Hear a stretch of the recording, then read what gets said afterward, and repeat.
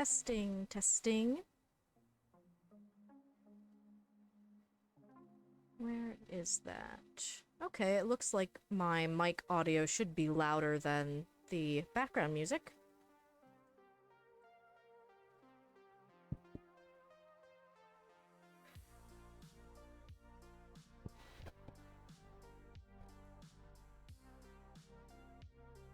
Happy Sunday, everyone.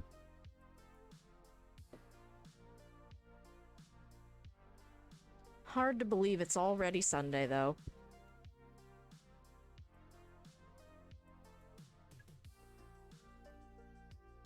I feel like I need a bit more time. Story of my life.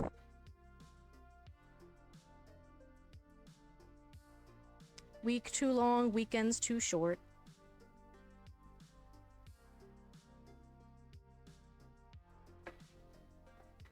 Well, I had my desk all nice and orderly. But as it turns out, having a lot of crafting supplies ready to use takes up space. Who would have thought?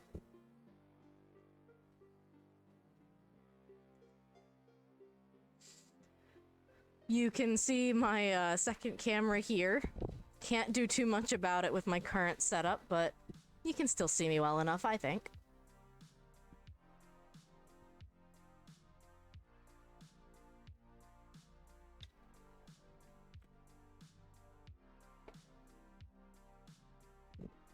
Welcome in, Sprouts. This is the Crafter Hours stream. It was a community channel points challenge that you guys succeeded at. So thank you to everyone who participated.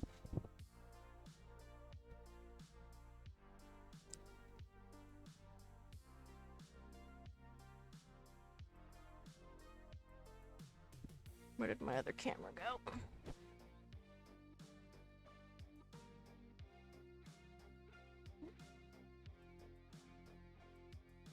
Come on.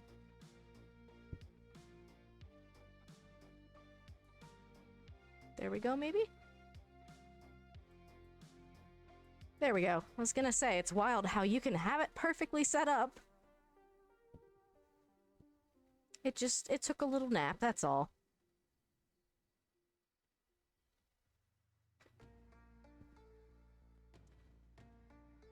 I'm gonna start with some sewing.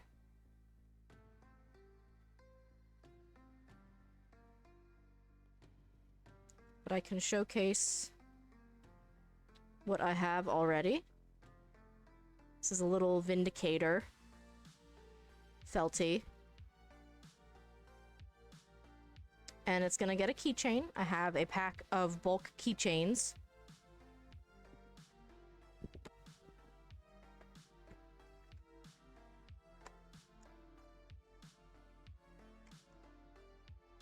Keychains, not a toy. Do not put items into mouth or ingest.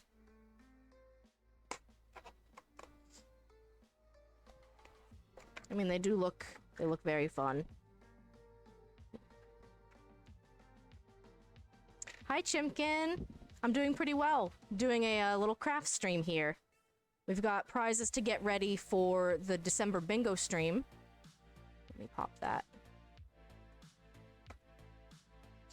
On December 10th is when we're doing our bingo stream, so I figured why not show how I make some of these. So this is our little Vindicator keychain. Or it will be a keychain. It's gonna be a good time. I'm looking forward to it anyway. The bingo streams are always so much fun. My mom says she doesn't even like bingo, but she always manages to have a good time.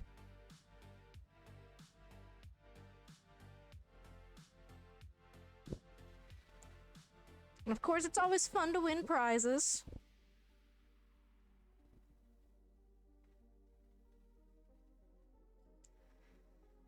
I'm gonna have to get good about, like, keeping my hands where you can see them. This is what you start with, is just getting the keychain in place. Got my nice little pin cushion here. I have a pink tomato pin cushion, I just don't know where it went. So now, as you can see, I'm just pinning it into place. So now it will hold. And then you just hand stitch it. I love doing little like hand stitch felt work. I have a sewing machine. I just don't seem to like doing stuff with the machine as much as I do doing stuff by hand.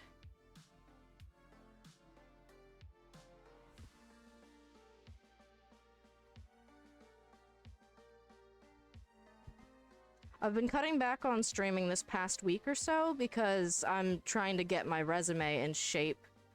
This new job doesn't seem to be working out super duper well, so I want to get out ahead of it. I usually knot like 3 times, just to make sure that it holds fast. So I just realized with this white thread, you're gonna see it on the black felt. So perhaps I should grab my black thread. I think I have extra colors.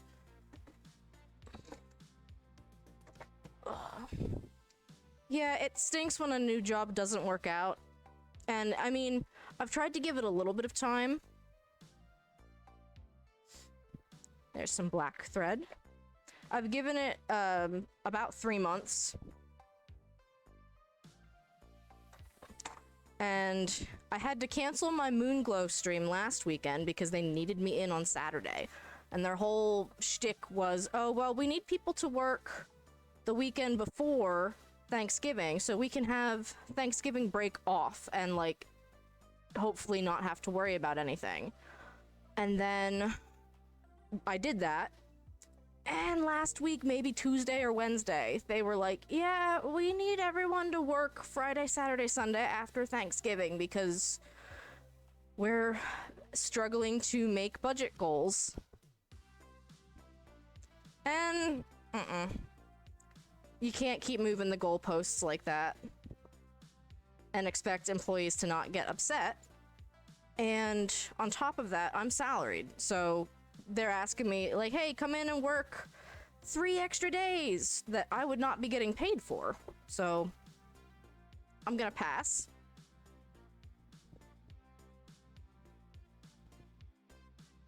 There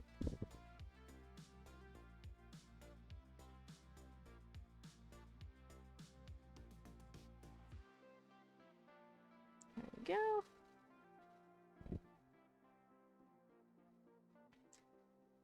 There have been a couple of other things, but usually it's that whole idea of asking people to go above and beyond and then not really reward them for it is what I can't stand in a job.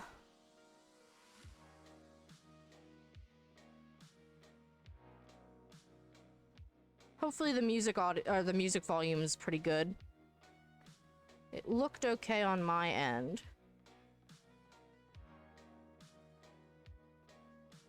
Not quite as easy to visualize the black thread on the dark desk, I guess.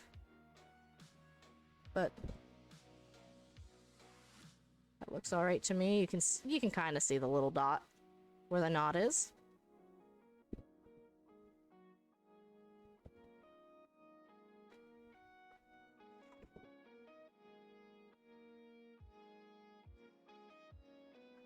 But yes, it's just mainly trying to get out ahead of things, finding a new job before the current job gets too stressful or too bad.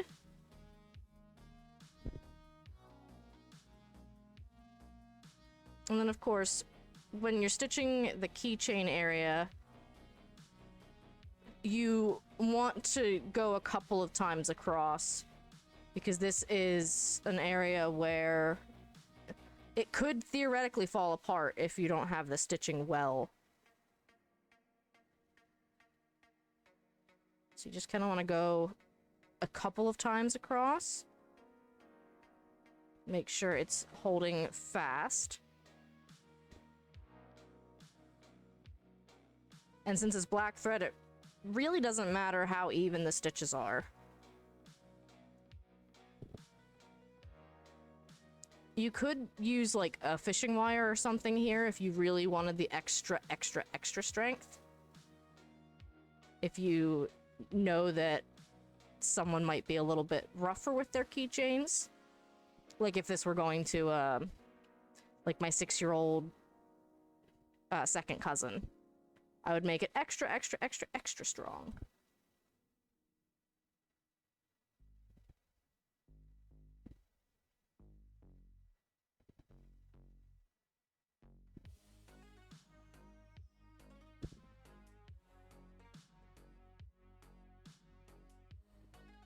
This is the same issue I had with the Lego stream I did, is just making sure I keep my hands in the view of the camera. So now we can put our pin away. This is pretty darn sturdy. And I usually try to look for a stitch to go back under to, like, tie it off.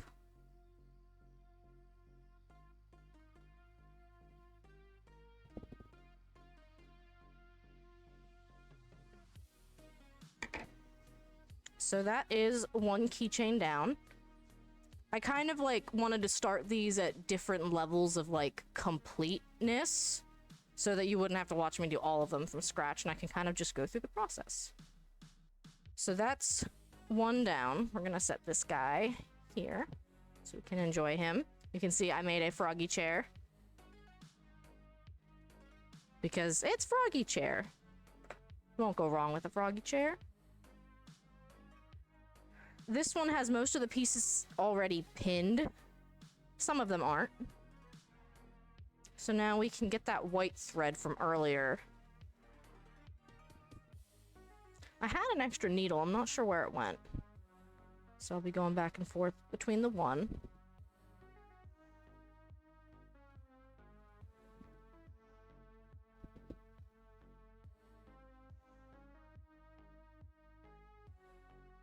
Come on.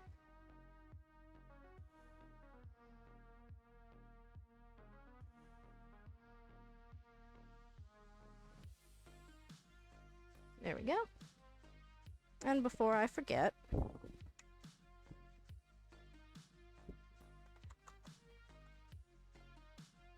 do I have my shout out clip working? Yes, I do.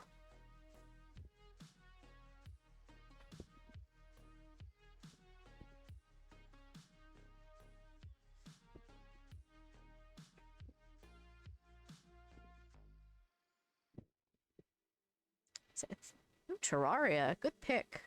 I never played Terraria. I did play a lot of Starbound in college, which I am told is Terraria in outer space.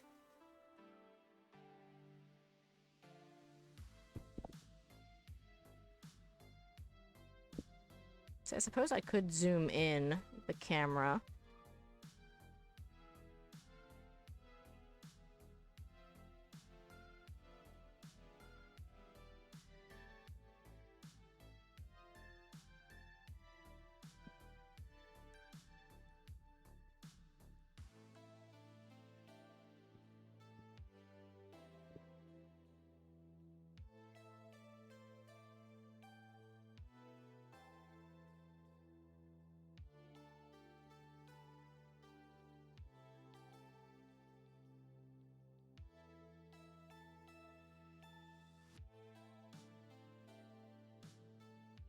I wonder what my mom's favorite Minecraft mob is. I know she hates creepers.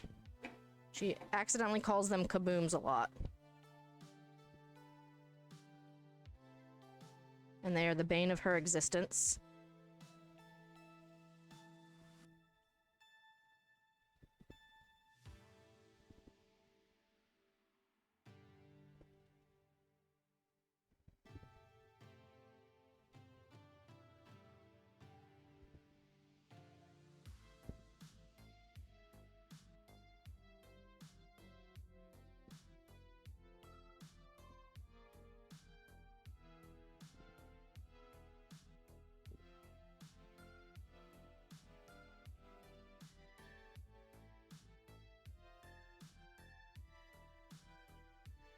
This one is the Guardian.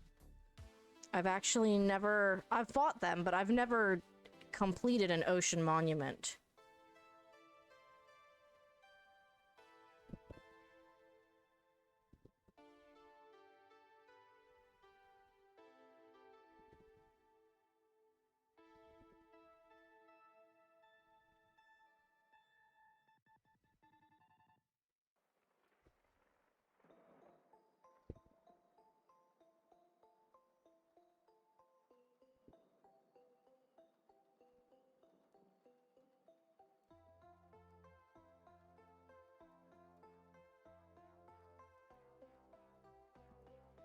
I'm listening to the newest album by Halent right now.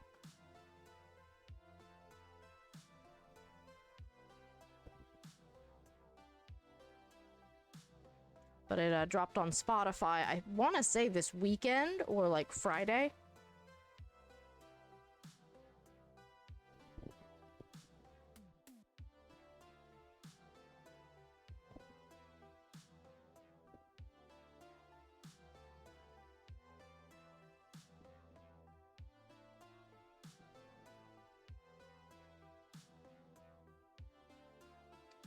So yeah, usually as I go, I like to pull the pins out so I can flatten everything out.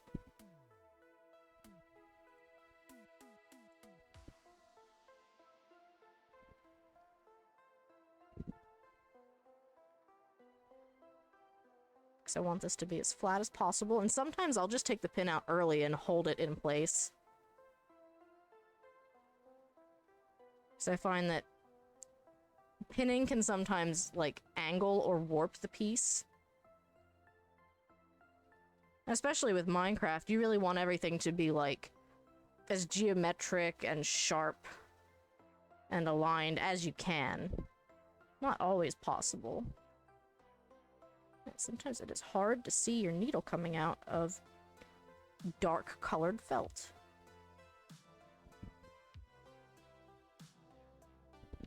I've seen people paint the tip of their needle, but I also wouldn't want it to, like, accidentally color any white felt that I'm working with.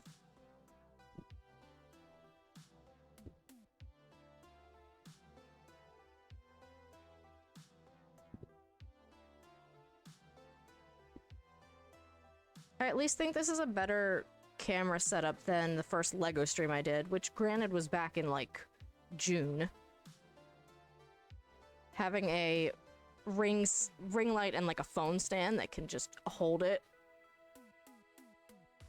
so that you can look straight down is pretty nice.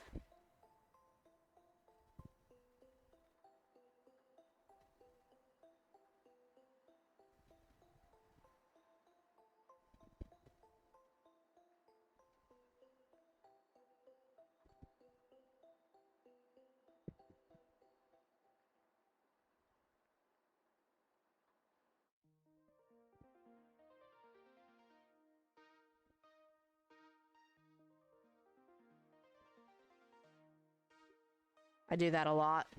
Get caught on my own pins.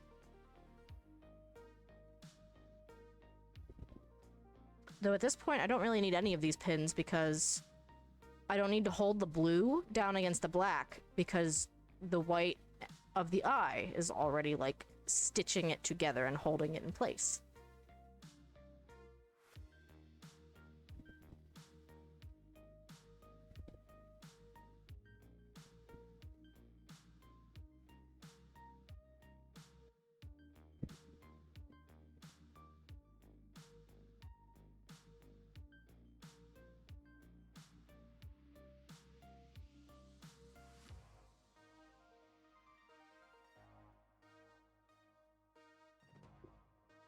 Of course there's pet hair on it. The joy of having 2 cats and a dog.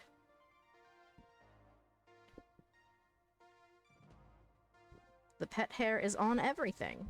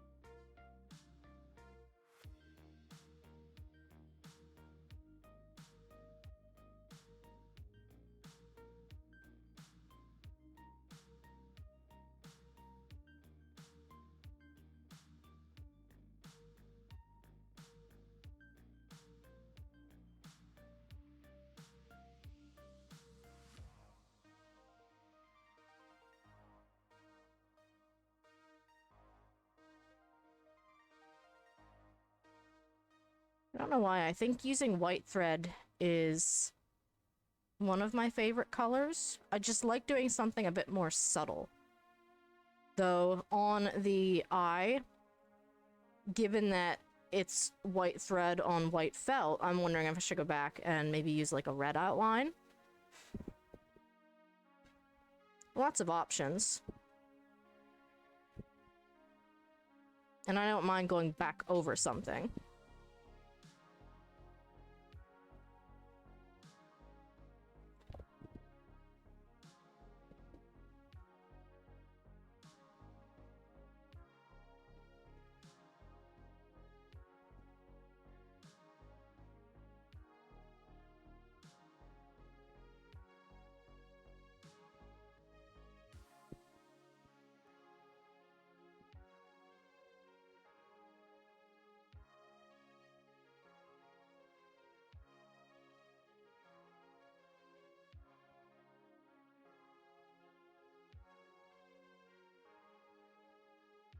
I'm just trying to like pin it in place and keep it as aligned and square as I can.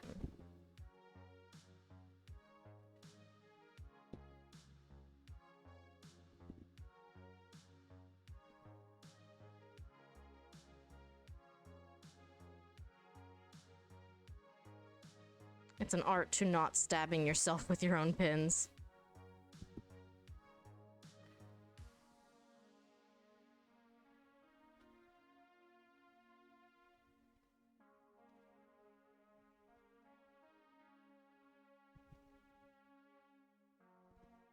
So now I can see that this square on the right is a little bit, like, wider on the bottom than the others, so I am going to trim it slightly.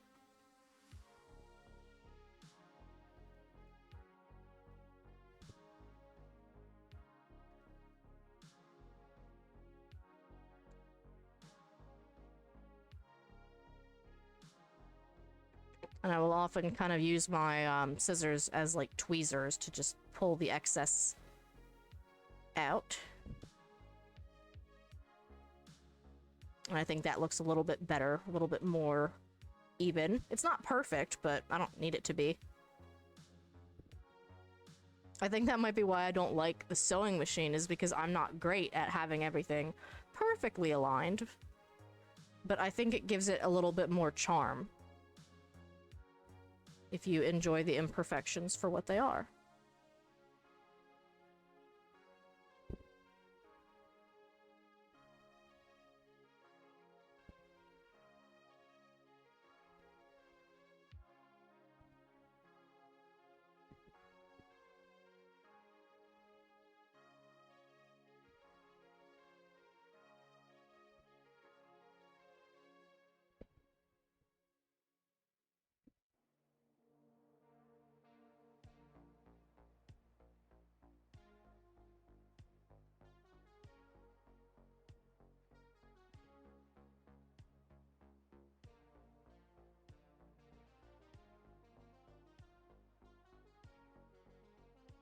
So far, I'm really enjoying this album.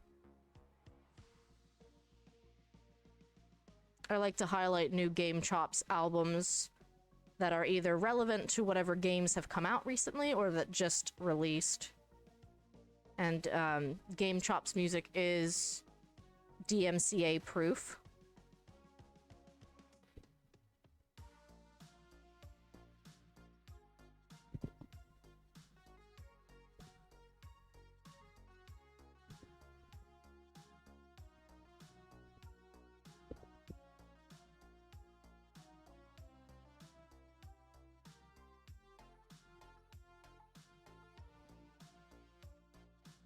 Trying to watch my posture here as much as I can.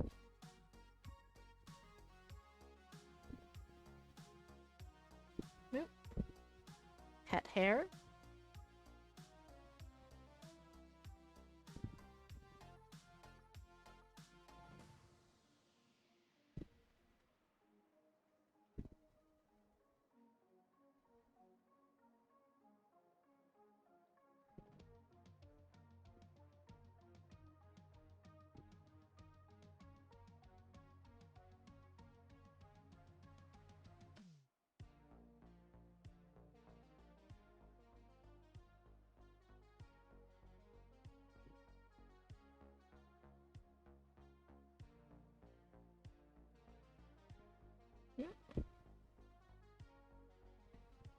If you ever get caught on your own pin, just don't pull too tight and you can kind of just use your own needle to correct it.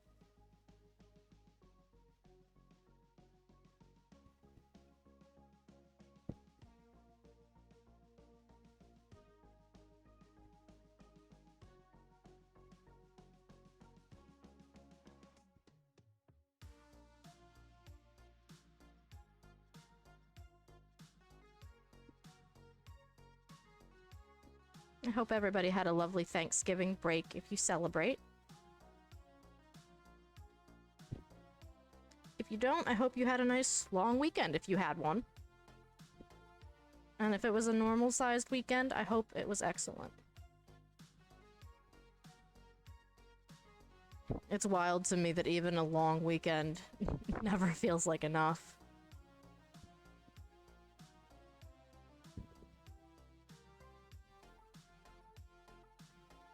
And at the very least, that's not exclusive to this new job. I've never felt like weekends are long enough.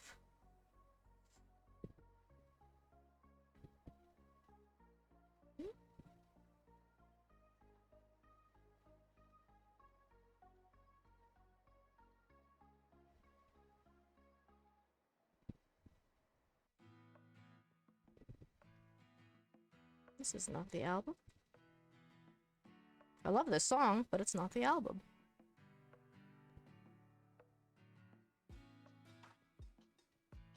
Well, we'll play through this song and then I will switch.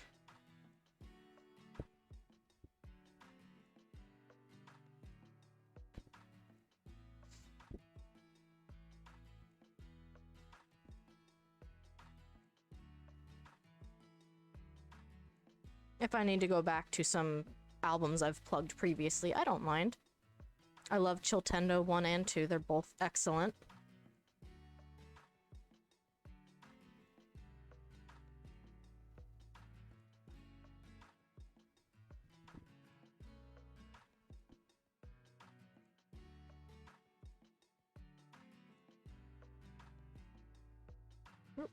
So if you can see, that stitch is rather crooked. I am going to actually fix that.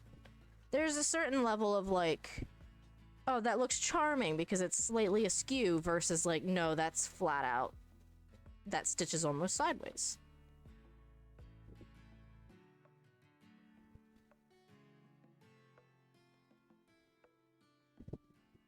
Yes, I lick my thread.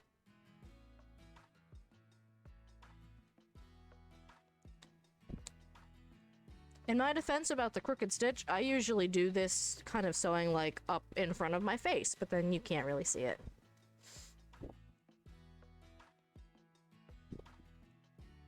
So this is definitely at more of a distance than I usually do.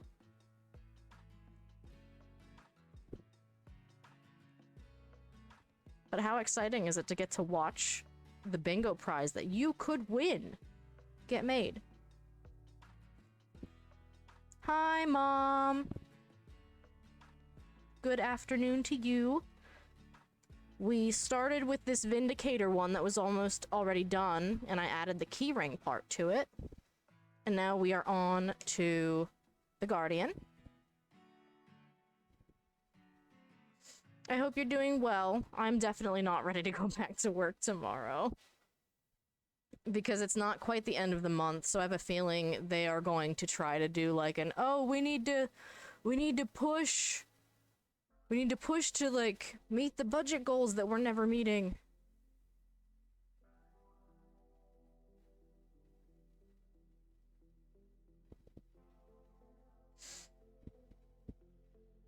Oop. Felt scraps.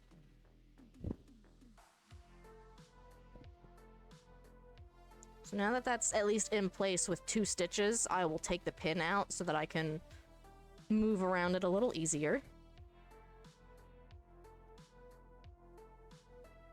I think this camera setup will be way better for my next LEGO stream.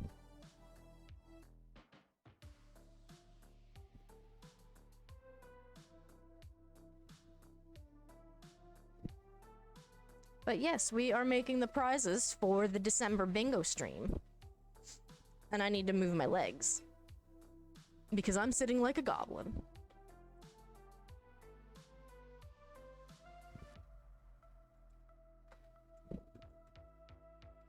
So make sure you mark your calendar. And I guess with only 10 days left, or well, 12 days left, I better start working on some cookie ideas. We're doing a cookie decorating contest in the Discord. So the same way that the Halloween costume contest worked is how the cookie one is, that you'll post pictures. Okay, can you please unwind yourself?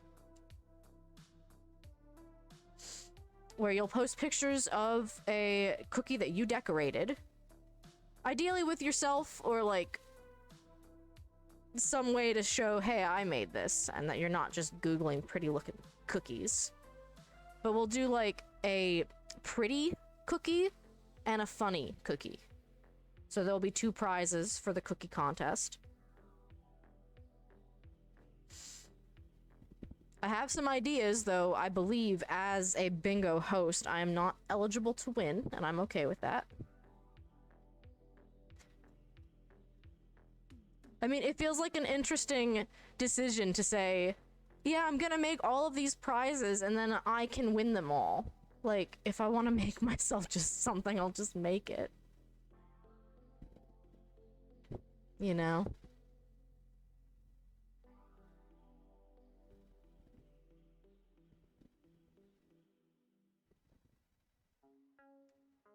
So I'm hoping we have pretty good turnout for the December bingo.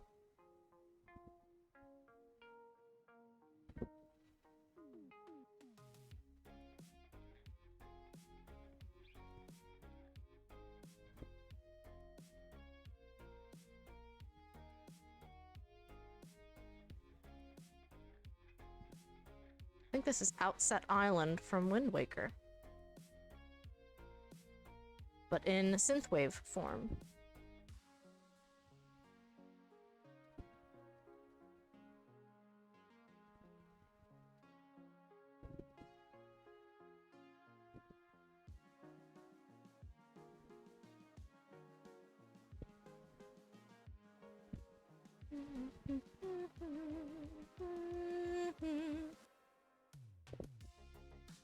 So now that I've got, again, 2 stitches down, I can take the pin out and kind of just, like, make sure it is aligned nicely before I continue.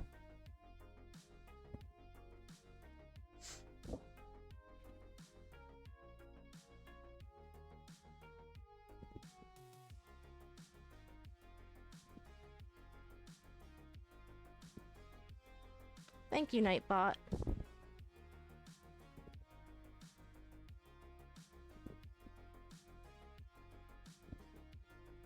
I had talked about maybe going around the eye here because this is white and it's done with white thread. Maybe I'll do an outline of red. The pupil's red anyway, so I think it would be fitting. White felt can always be an interesting choice of what color do you use with it. I think black is too stark. And I kind of like color blending that it's a bit more subtle.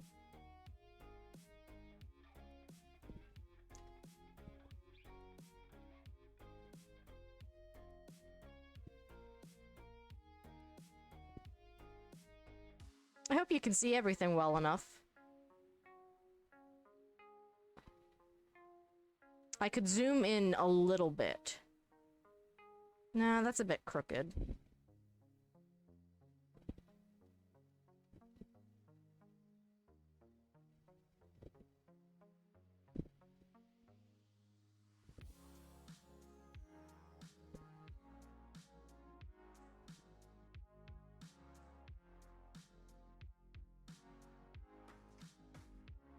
You think you can see all right? That's good.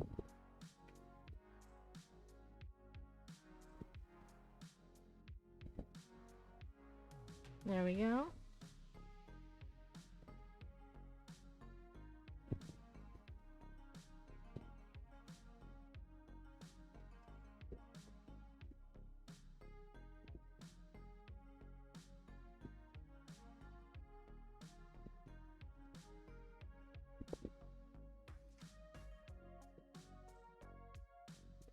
I was talking to Chimkin about how I usually like will hold it up pretty close to my face to make sure the stitching is aligned exactly how I want it. So this is a little different in having it so far away.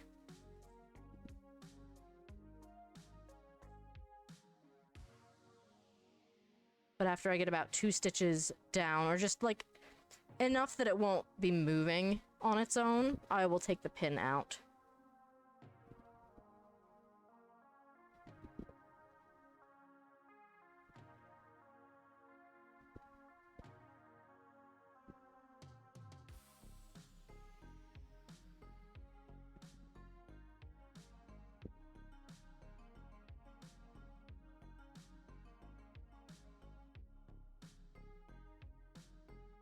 So that's actually pretty good.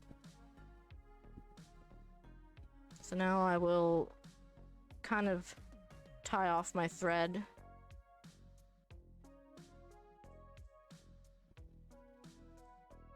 There we go.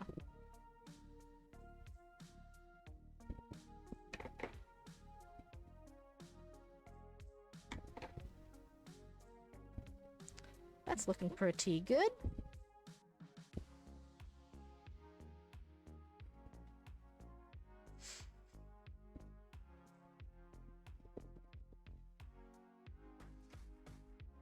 Here's my black thread again. Not my black bread, my black thread.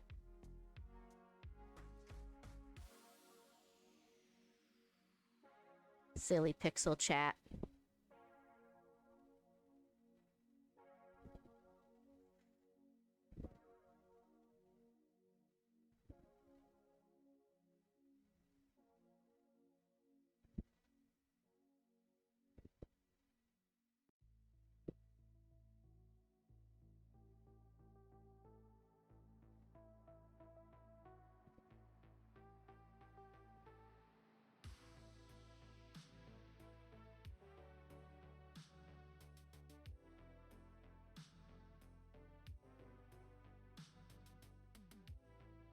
I usually do somewhere between 2 and 4 knots on top of themselves.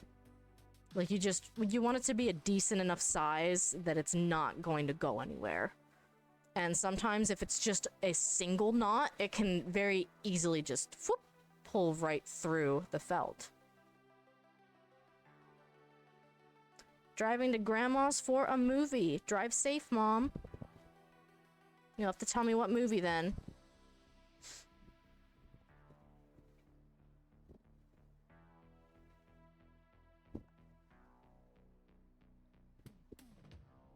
I'm just cutting out the keychain part. I'm kind of like eyeballing it for the thickness and the length. Something that you want to be able to fold in half and have some slack to it, but not too long that the keychain's all floppy. Like, I think the length on this froggy chair one is pretty good.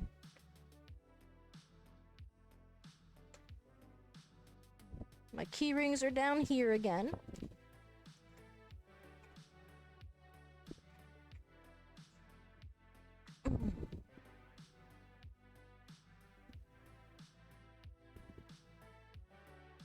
Yeah, I think this is the perfect length.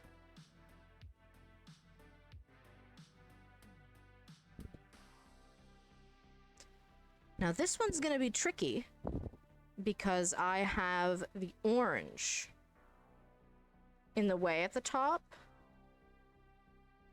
So you are likely going to have to see where I'm connecting it unless I kind of like go under it, which is what I think I'm going to try to do. But then this will be our little guardian keychain. I think the guardians might be my favorite Minecraft mobs. They're just neat. They are just neat.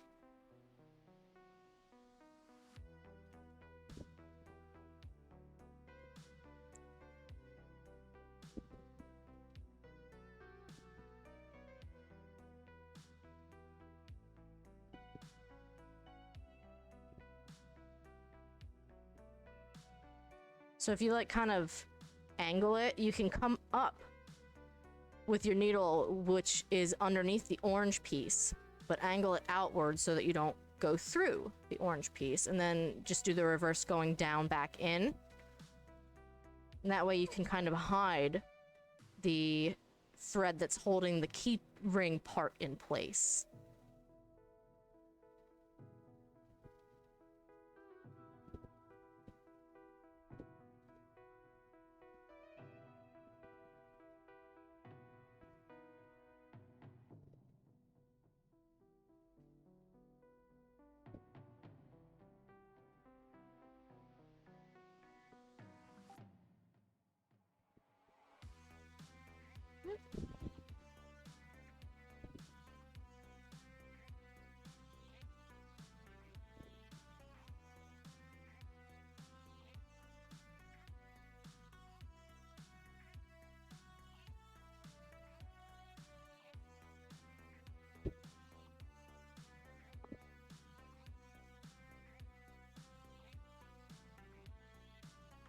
And that's a pretty good way to tie it off.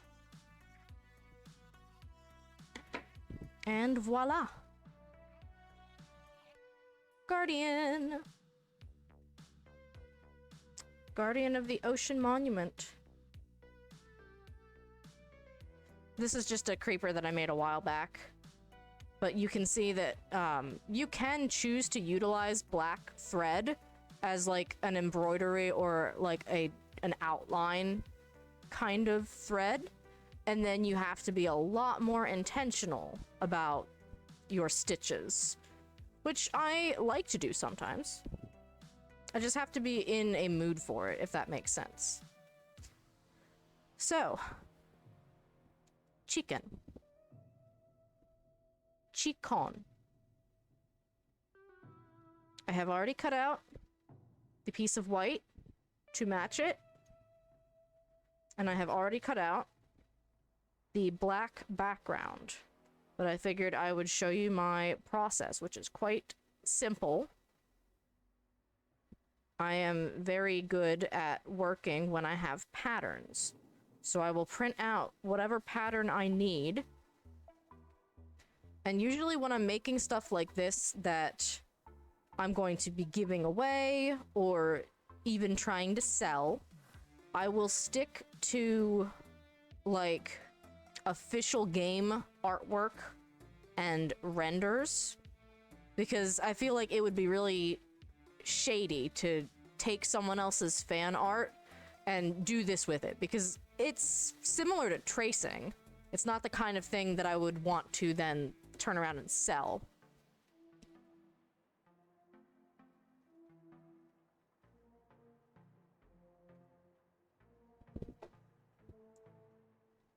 But this is fairly straightforward.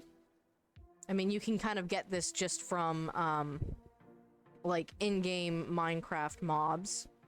So we have chicken. And I think I'm going to start with the red piece. I don't remember what this part of a chicken is called. Like, is it the jowl? Pixel Chat recognized that word, so it must be right.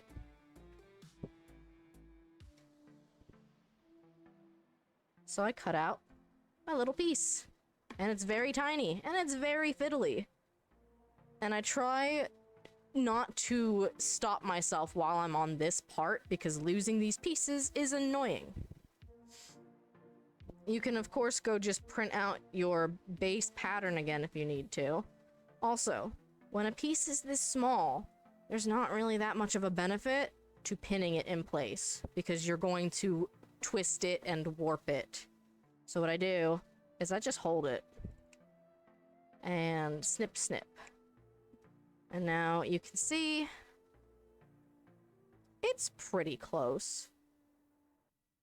If you wanted to go for actual perfection, I'm sure you could use like one of those rubber mats and like the rolling blades that look like pizza cutters. But I just had a thought. On this chicken, the jowl goes right up against the beak, and in theory it would go like kind of under the beak, So what I want to do is recut this to have a little extra length to it so that I can actually have it be a little 3D where the jowl is now hidden underneath the beak. So you can't see super well because it's red on red, and I'm sorry for that.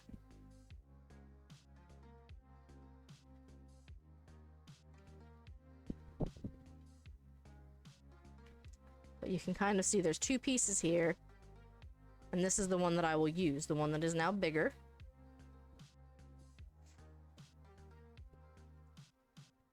And then next would be the beak.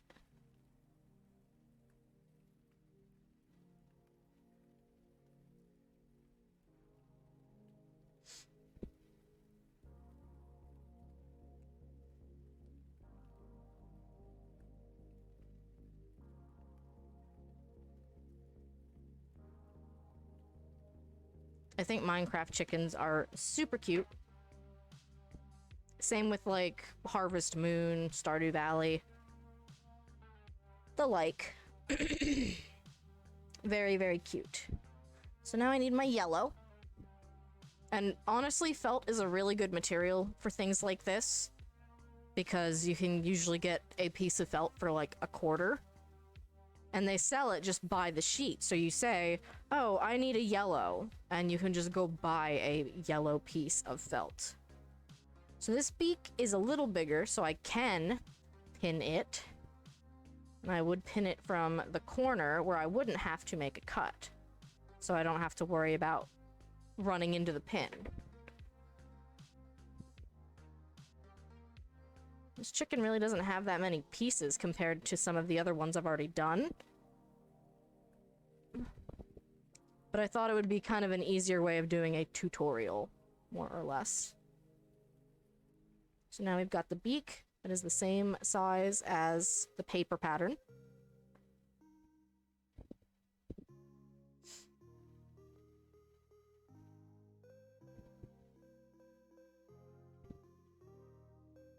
So the jowl goes at the bottom.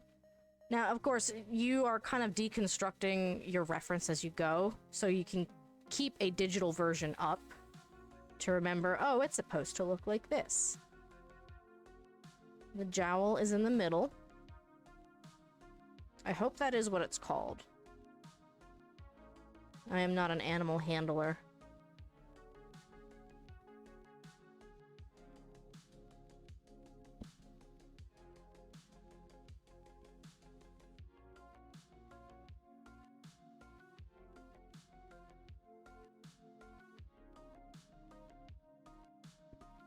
Sometimes when it gets to be a lot of layers, it gets to be a little harder to pin and not get it all puckery. But right here, we have the black background, we have the white chicken head, we have a little bit of the red jowl and the beak, so that's 4 layers thick at that particular point. And it's hard to keep it from puckering. So that's why, like, as soon as I start and get it stitched in place and held fast, I'll pull the pin out so that I can keep going without making it more crooked. Excuse me.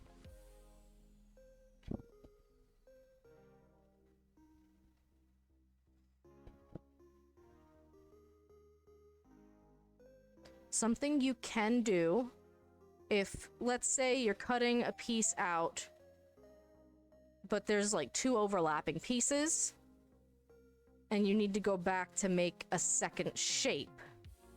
I will literally get tape and like tape my patterns back together to use them for the other area that it needs to be used for.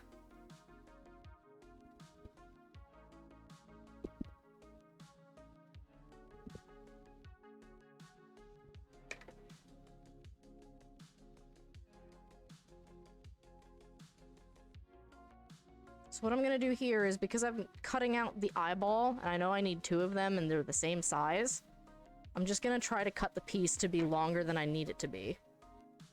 Because then I can, theoretically, cut a second eyeball out pretty easily and minimize on felt waste.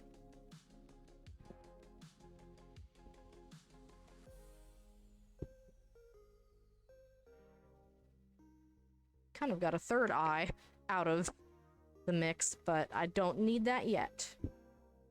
Open your third eye, everyone.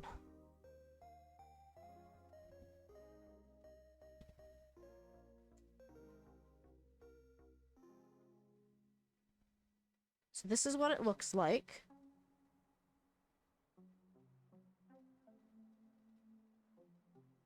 That's what we have. The one eye looks a little bit wider than the other, so I'm going to trim this just a tiny bit. And get rid of the trash piece.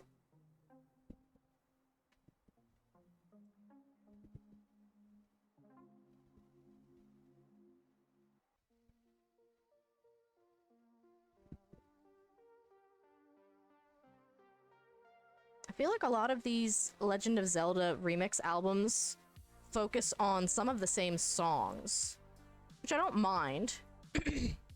But I have in my one playlist probably like 4 different versions of Song of Storms and The Lost Woods. So what I'm gonna do here is I can see there's a little extra that I don't want, so I'm gonna like fold it in half to be able to trim just that piece. And again, it gets kind of hard to see because it's puckered, because there's like 4 layers.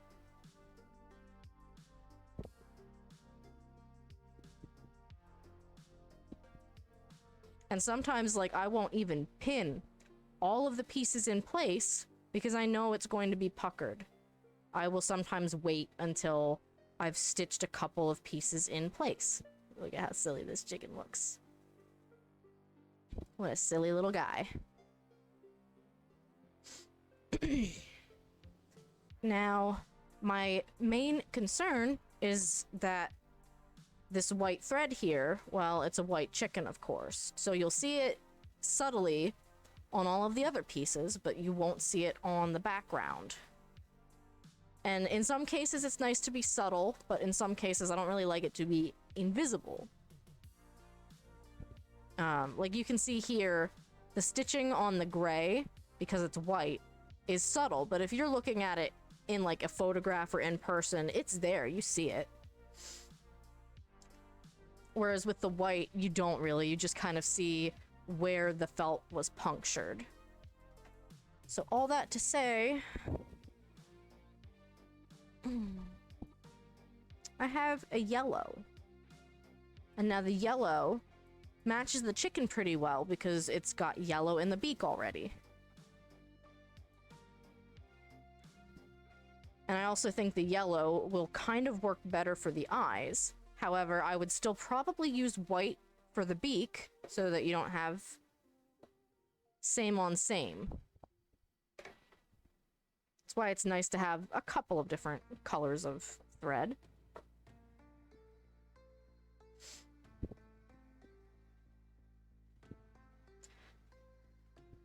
And again, I do have a black thread, but I feel like that would be a bit too stark of a thread color to use.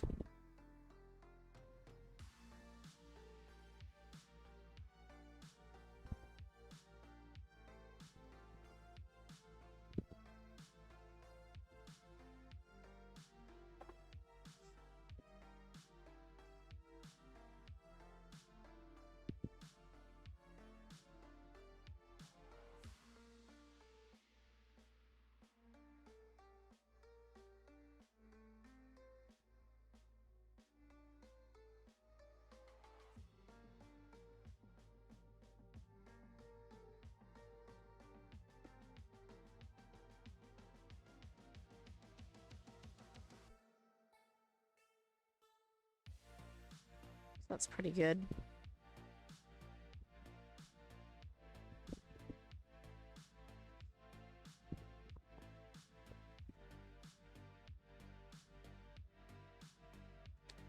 I'll probably start with the jowl because that allows me to remove a pin the quickest, I think.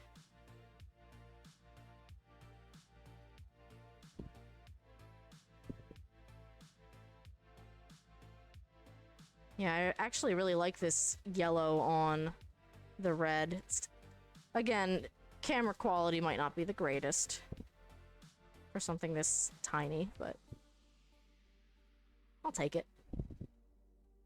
It's functional, and that's what I was going for.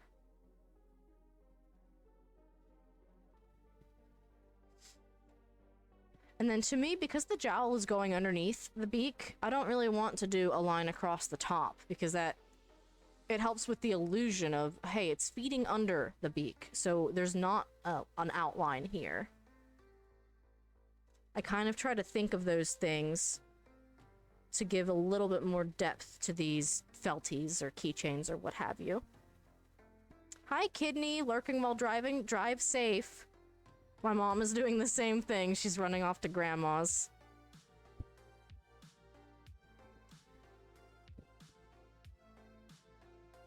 Thank you for being here.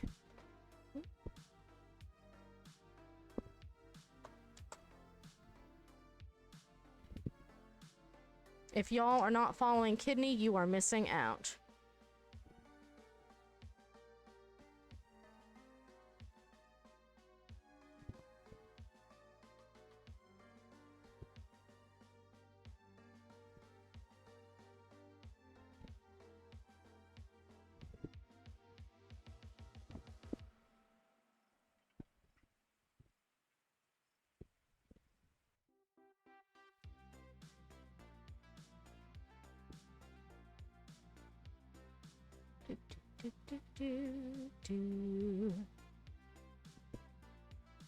The urge to whistle is increasing.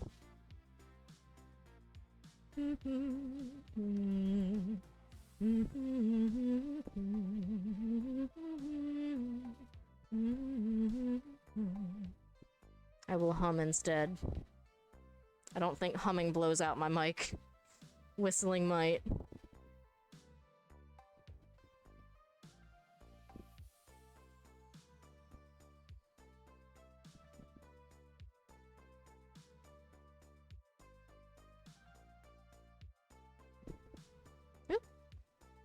I do that from time to time. I have accidentally unthreaded my needle.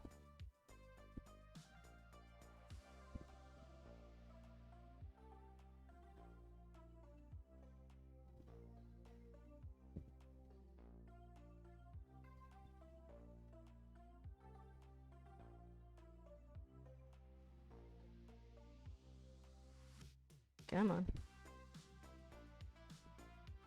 Got it. Sometimes, worst case scenario, you have to trim your thread so that there are no frayed edges that might be stopping you from getting back in.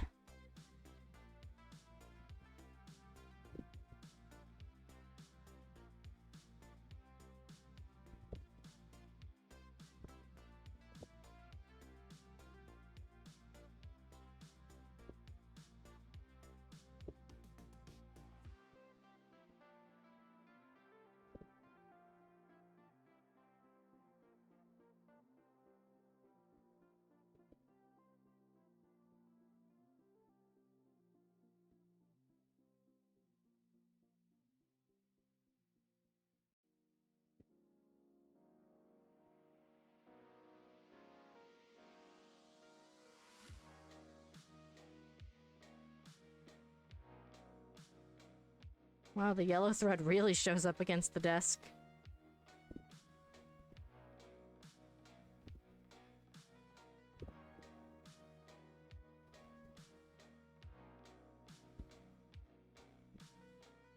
And again, it's subtle here, but I like it subtle rather than, like, the contrast of black thread on white felt. Because then, like, any of the charming little slightly off-skelter, like, stitches that I have, they really just jump out at you.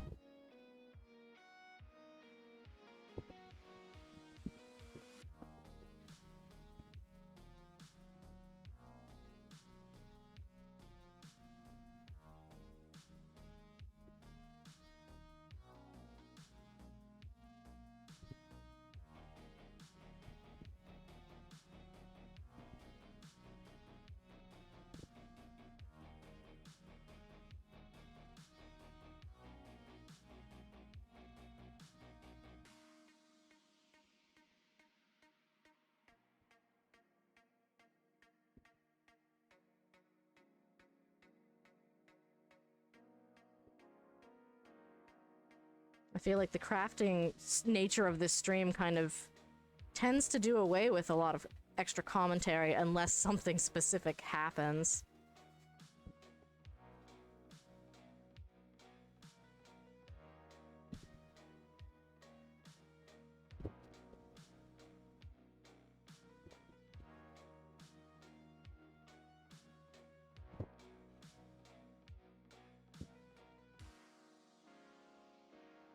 Now we have a stitch holding that in place, so I can remove the pin and try to work without getting it puckered.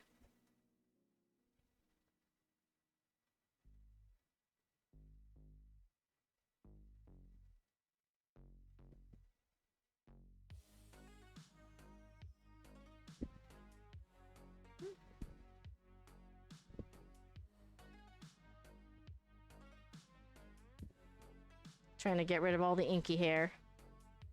Unless that's part of the prize, who knows?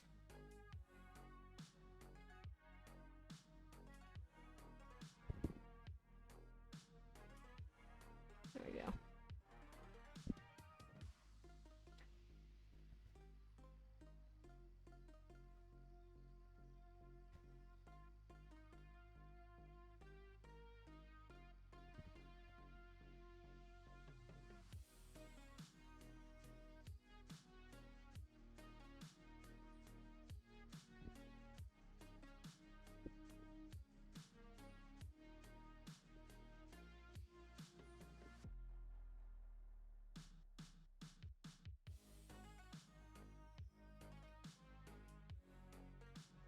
Might be hard to show, but like I'll usually keep my finger against the back of the felt where I think the needle needs to come up, and it helps to guide when it is actually time.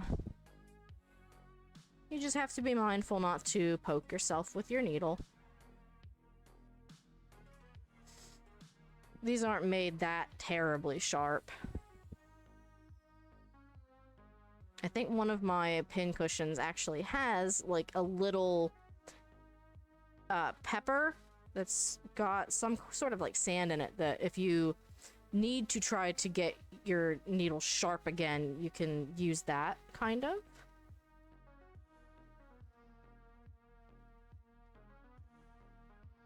It's in one of my totes with like fabric and felt. So now we've got a little chicken eye in place. And then my goal would be... I think I'm gonna get the other eye in place to remove the pin before I go back across the top of the chicken head. So now I have thread holding it, I can unpin it, and try to realign and reorient it before I get it totally in place.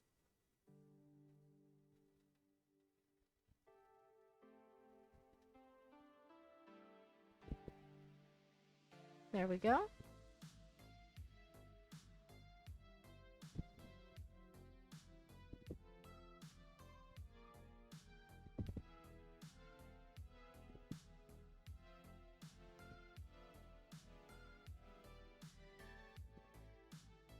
I'm thinking about how I would love to, at the end of doing these crafts, kind of showcase where my Animal Crossing island is at, but I would have to take a break and go get the Switch dock from downstairs.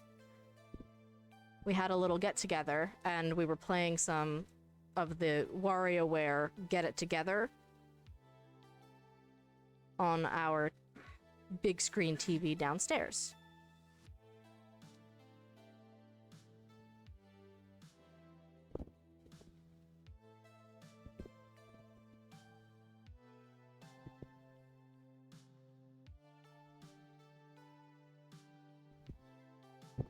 Sometimes having the finger in place is still not enough to guide, and ooh, we have a knot. Looks very inappropriate.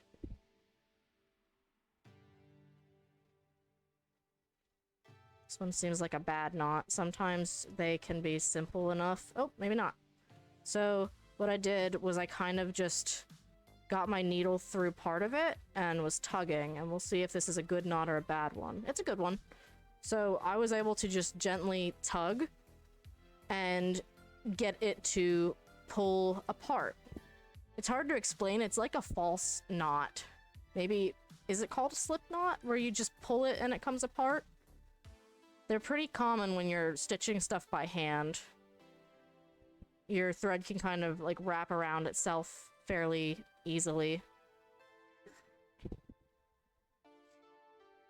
If you find that your thread ever gets a little bit too, like, curly or kinky, what you can do is just kind of like let it dangle with your needle on the bottom, and it will kind of like spin a little bit until whatever curls it has in it go away. Nice and simple.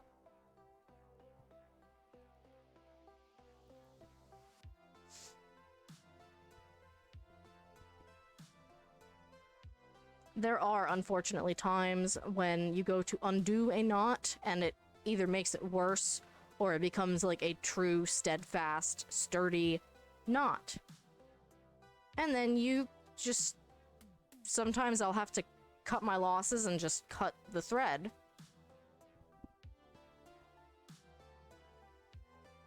And then you can either start with a new piece of thread, usually.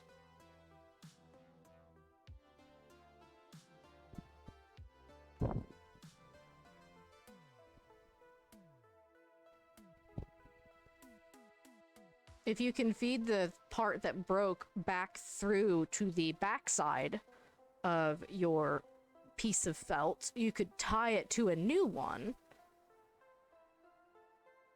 Like, tie the broken part to a new part.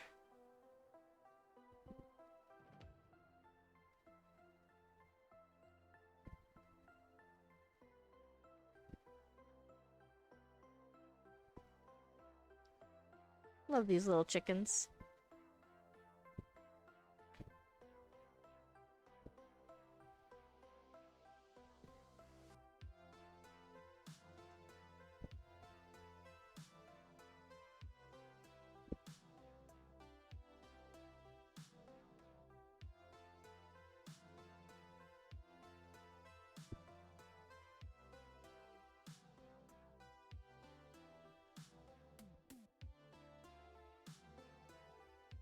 Oops.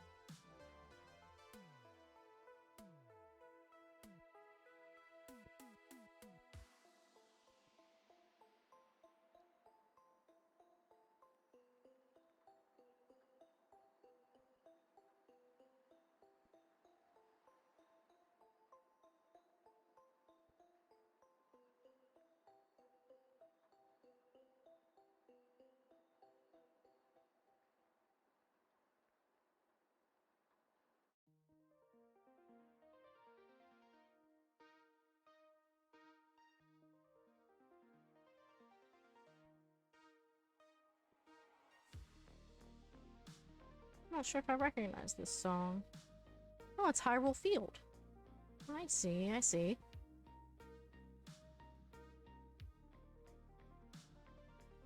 Yeah, this album is called The Legend of Synthwave. Oh, it's a deluxe version. This album came out in 2020, and they did a remastered version, it looks like. Maybe with some extra songs.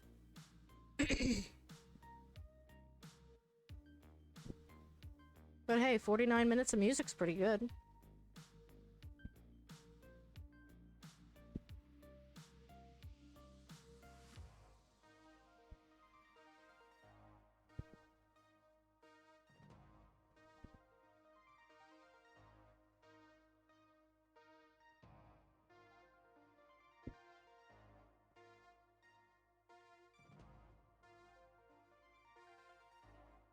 I'm also looking forward to making up some sticker sheets for bingo.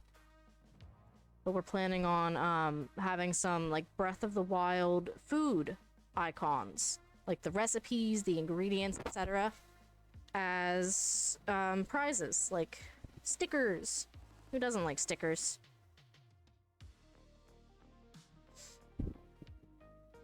I might have to make some extra up for myself because I would love to add some stickers to my planners. My planner for next year. So I shouldn't need much more yellow thread, but I like to kind of fold it nicely and set it aside. If you're not careful and you kind of just like crumple it up, it can knot itself. I'm switching to the white thread to finish the beak, and then I'll have to switch over to the black thread to add the key ring holder.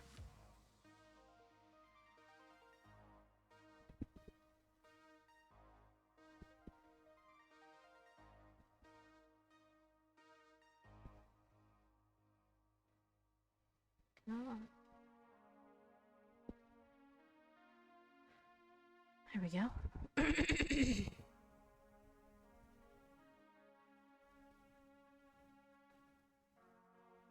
Are you all hydrated? Have you been eating today? I know it's the end of the weekend, but make sure you are taking care of yourself.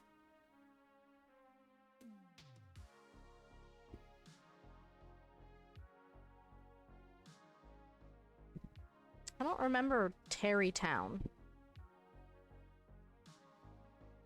from the Legend of Zelda universe, but this song slaps. And there's I can't remember if it is in Cafe Days or if it is in Shiltendo 2, but there's a cover of Terrytown that adds like a jazz saxophone, and it is so good. I want to say it's Cafe Days.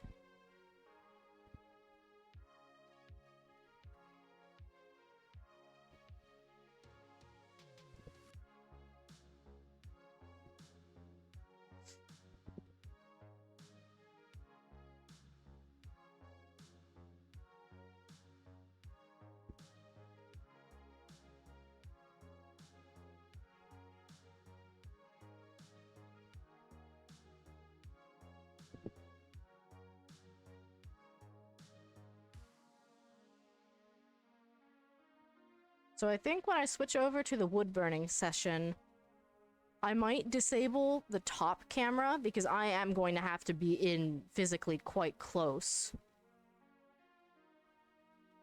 There's a bit more precision to that I can't like keep my hands too far away from what I can see. And I don't know if the craft cam will be enough for me to still coordinate well. So now I'm at a point where I can remove that pin and try to help straighten everything out.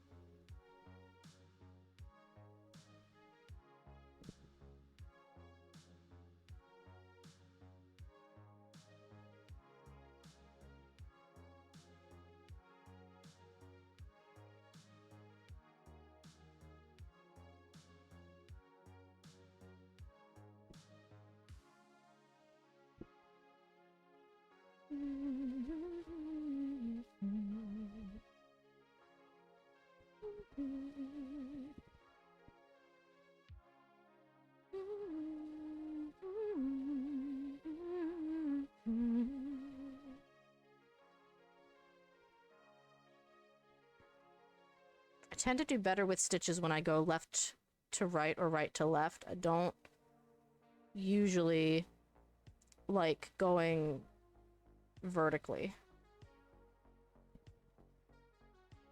Grandma watched for a while. Hi, Grandma. What movie are you guys watching?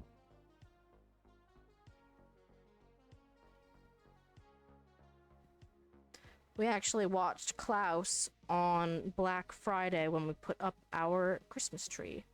Oh, you guys are watching that A Boy Called Christmas on Netflix. Let me know how good it is. We almost put it on yesterday during Friendsgiving, but we decided on watching Frozen 2 instead.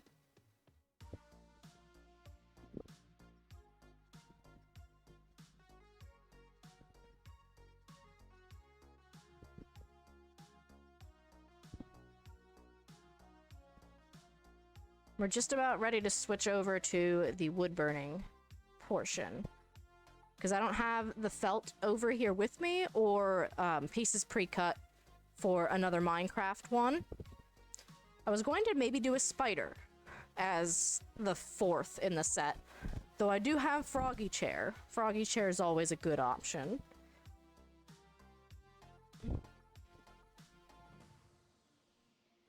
I was debating on having Froggy Chair be the prize for the cookie contest, though.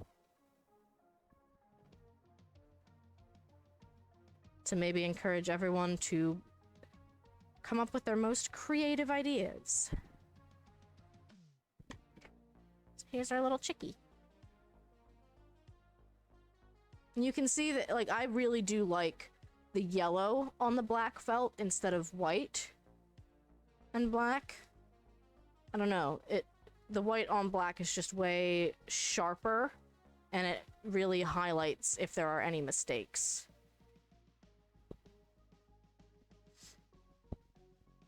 And who knows, maybe I'm being harder on myself than the receiver of the keychain would be. That's usually the case. We are our own worst critics.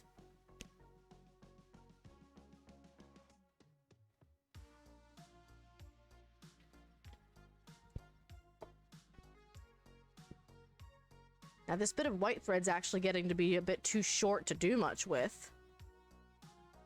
You can see here, like, there's not much to that back end of thread, and there's not much to the front end of thread. So usually when it's that long, unless I'm just about wrapped up with what I am doing with it, I will just discard that piece and get a new one. However, for the sake of putting the black keychain holder on, I can use a piece of black thread that's that short.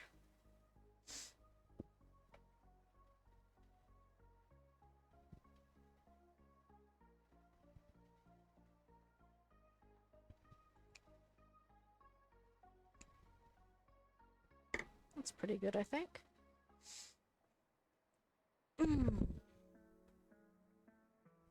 Ooh, this is a bop.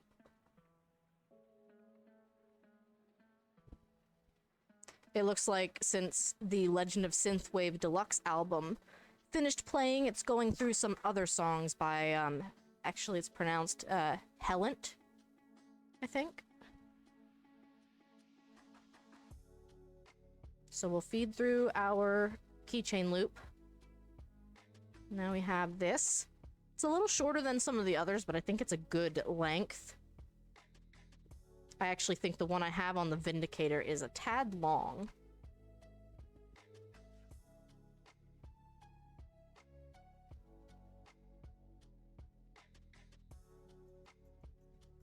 So now we've pinned it in place. And with this one, there's nothing in the way like there was for the Guardian, so I can kind of just do whatever with the black thread that I have left.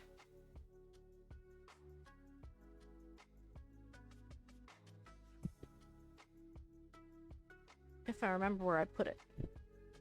Here it is. It got stuck in the black felt, which is a good way of losing it.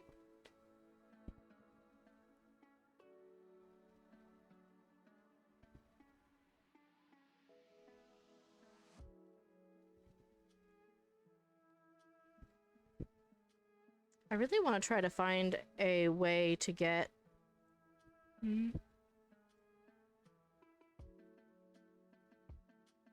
like some sort of Spotify widget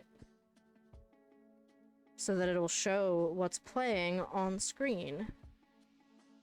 I have done a Windows source before, but if I don't have it up on top of everything else, it disappears. Come on. Stop being a pain. Might have to cut it. Yep. So if it's being an absolute pain, you want to take your scissors and cut some of the extra like fuzz off at a little bit of an angle.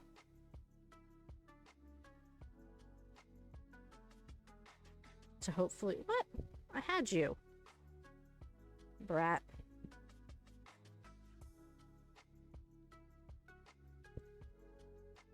Come on.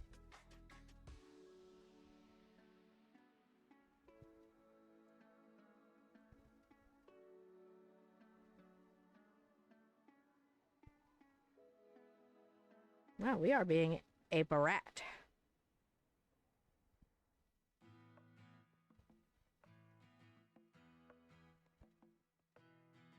Come on, don't lose it. Got it. It was through, but only by like a hair. Let's see. I'm gonna jump back into Chiltendo 2. Because I like Chiltendo 2.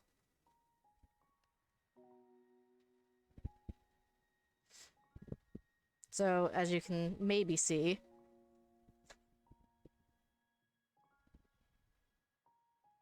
not too much thread to work with here. But we shouldn't need much because we're just going across this little keyring loop.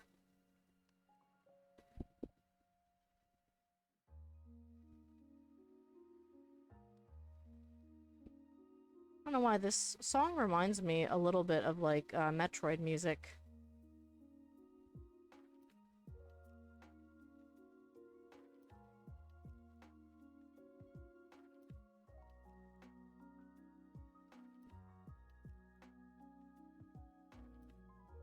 So 3 knots ought to do it. And then I have literally almost again unthreaded my needle after all that fighting with it.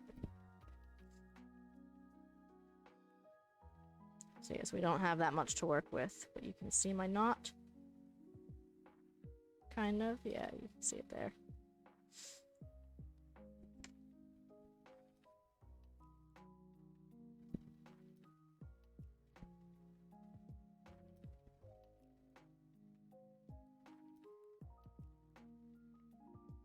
What? Rude. I'll try that again. For some reason, the first time it just tugged the entire way through the felt, even a triple knot. It's wild sometimes.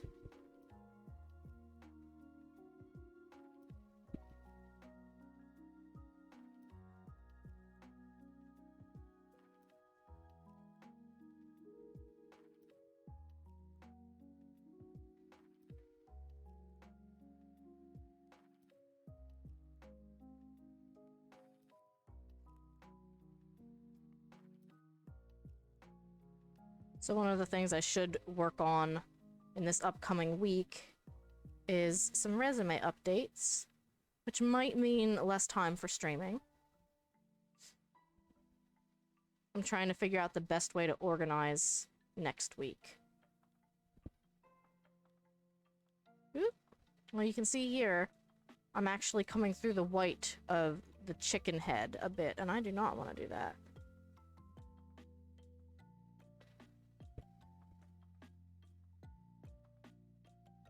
So what I'm doing here is I'm actually pulling it out from the front so that way I can keep it where it's at and not have to struggle with finding the black stitch on the black background.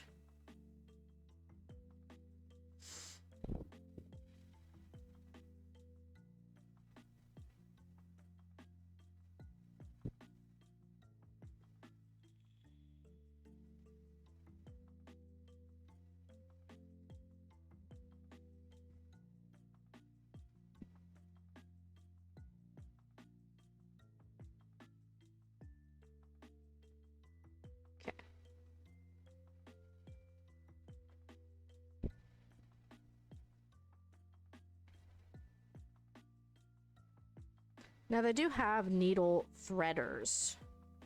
So if your eyes or your fingers would struggle to do any of this, there are tools that can help make it easier.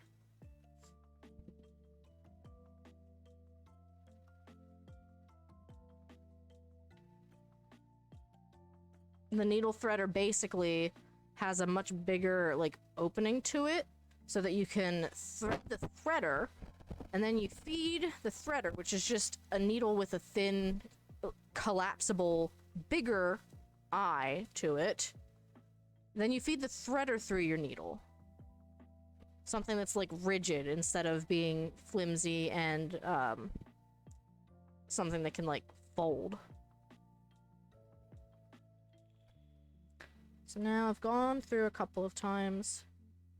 So I will kind of get ready to tie off in the back here.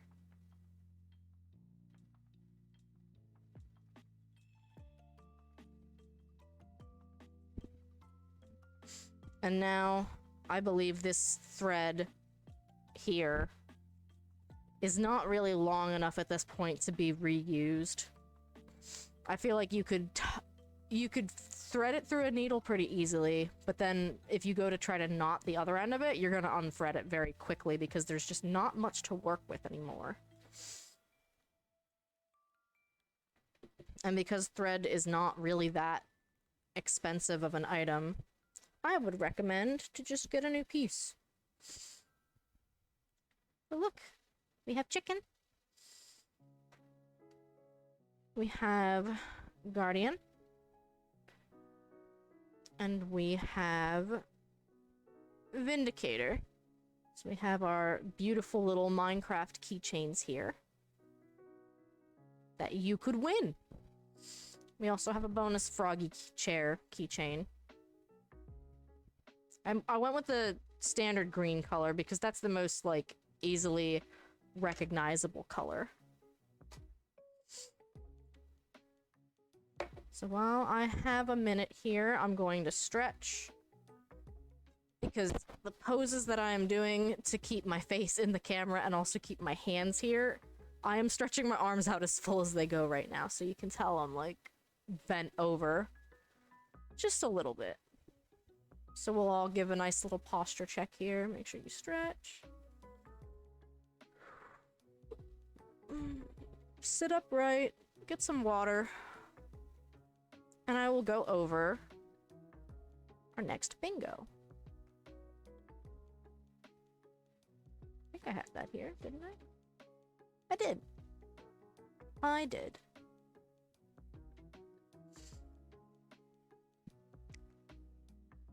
Testing, testing, talking, talking. Okay. I'll keep it here so that it doesn't cover up my captions.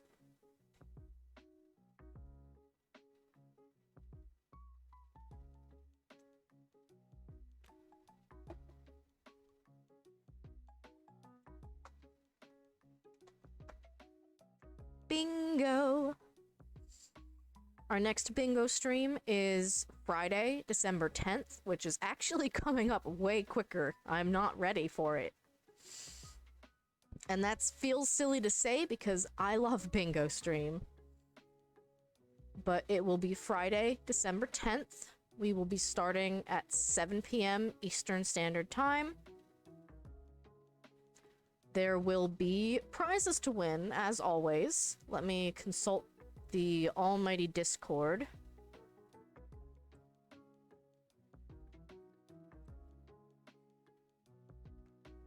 Let's see.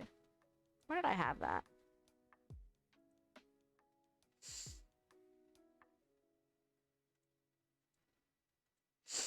Alright. So, as far as prizes go, and now there are some that I can't really make on stream, or it wouldn't be very exciting, in my opinion, to watch me use a hot glue gun to stick a shrinking tank on a pin. I digress. So, prizes. There will be some sticker sets.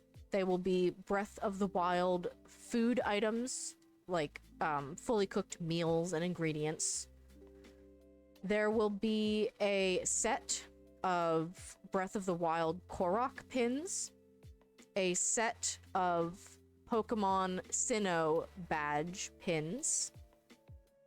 There will also be 4 different Animal Crossing balloon with present pins, so it will be kind of a connected thing where the pin will be on the balloon and then the present will be dangling down.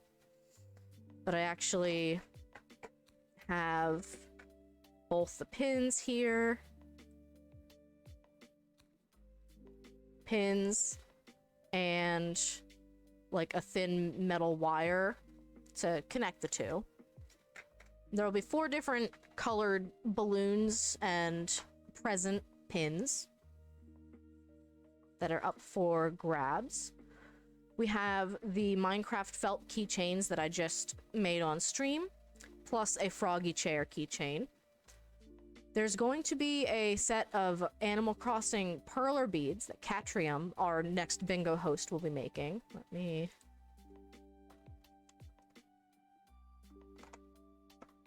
see if I can get that working. Well, she was not last seen playing unknown Twitch channel, so I have to fix that. But there you can find the link to go follow Catrium. Our great friend Lovelichi is going to be making or offering up a profile picture and a channel point icon that you could win. So if you are a streamer and would like a chance to win some beautiful artwork, Litchi actually made my current channel point icon as well as the digital version of my profile picture. And I love her art, so you should definitely go follow. Let's see. And I think the grand blackout prize this time is going to be somewhere between 1 and 3 months of Xbox Game Pass. We're trying to figure out what is the most budget option, and it depends on what country the winner is in. And it also depends on whether they have ever had Xbox Game Pass before or not, but we'll figure it out when we get there. We'll be continuing on our 2 prizes per person limit just to keep it balanced. Though I think we have a little bit more in terms of prizes you can win this time, so that's exciting. Oh, and lastly, there will be a set of Breath of the Wild Divine Beast holiday ornaments, and that's what we're making next. So as you can see here, we have a nice little piece of wood that is going to get wood burned, and then I have some like metal ornament hooks, or I could go with a string base, but that's what we're gonna make next. Give me just a minute to go plug in my pen.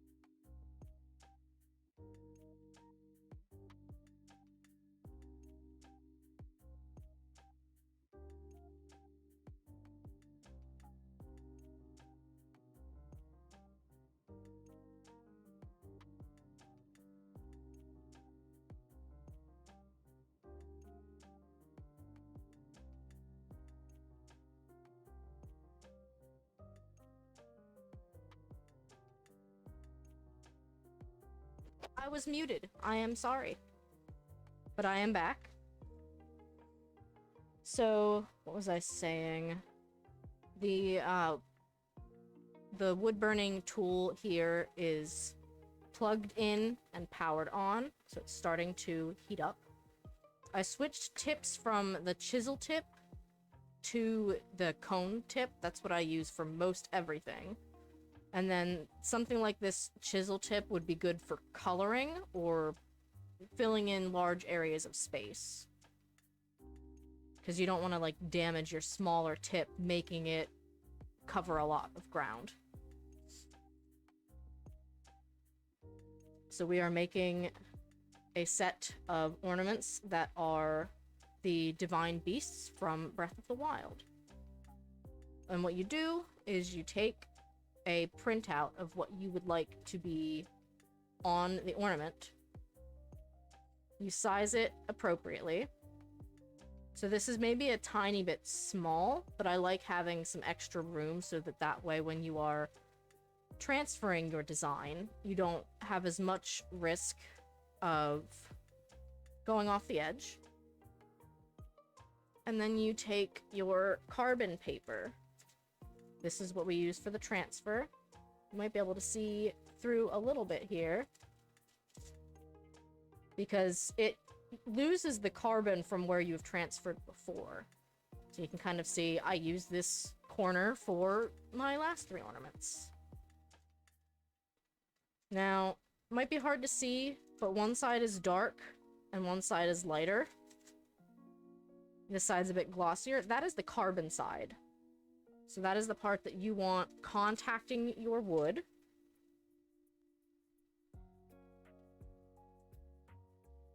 So that you may place your ornament down. And what I'm going to do to make it even easier is I'm just going to cut some of the carbon paper.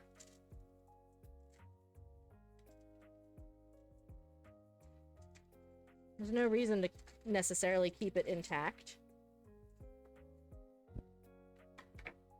And it might make it slightly easier to work with this way.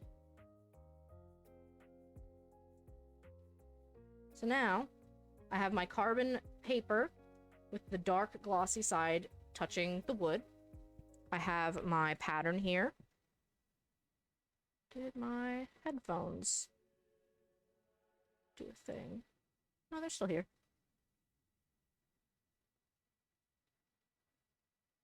Oh, I may have lost Spotify.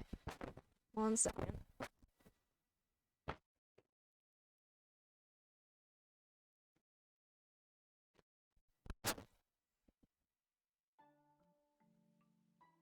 Alright, I think I've got the music back now.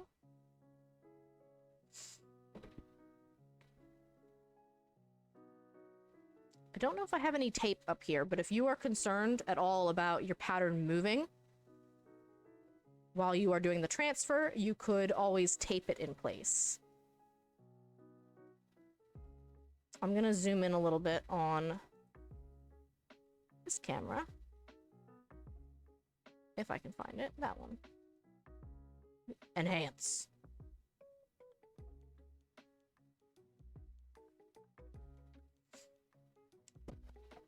Now, I might be a little too close or fall out of range of my other camera, so just bear with me.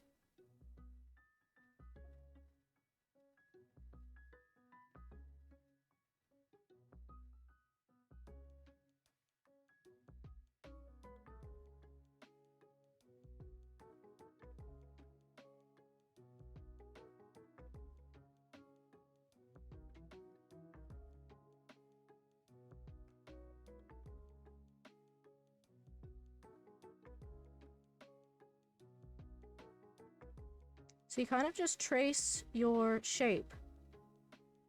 And if you need to move your finger, I find it helps to, like, put your pen or pencil down in place to help hold your design. You just want to do that in a part that will eventually be wood burned. Because if you were to do that on, like, this white part over here, that's not supposed to be inscribed at all. And you would be left with a carbon black mark on your ornament where you might not want it.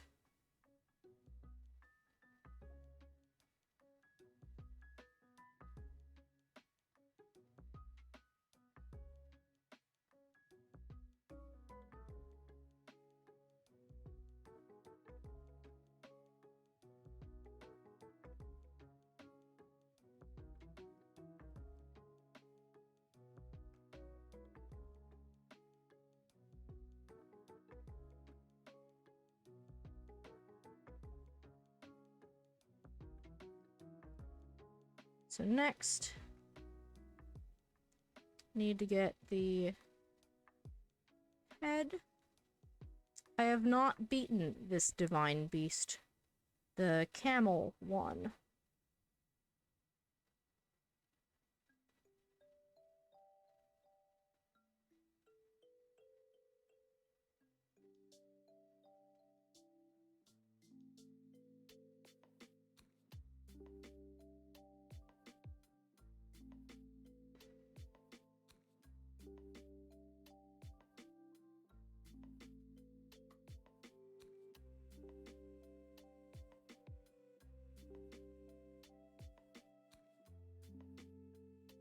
So I believe that's everything. And you gently remove your carbon black. And I actually did a pretty decent job with this one with not pushing down too hard outside. I mean, it's pressure sensitive, so you need something to trace with, to transfer with. And I usually use a pencil, but a pen works just fine. And as you can see, I tried to give extra space where it's not supposed to get burnt. And that's because the pen kind of will tend to go outside of its normal range, if that makes sense. It's kind of like sharpieing something. When you want there to be a very crystal clear, I guess it would be a negative space? Or a positive space. I don't know. Art theory is hard. But if you really want to say, hey, this part's not supposed to be burnt, you want to give it a little bit more room so you can visualize it.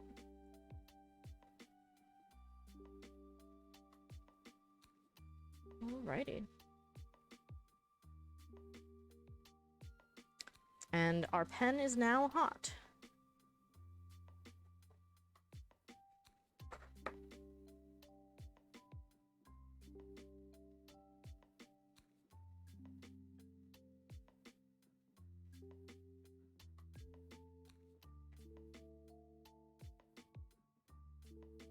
I love how this smells.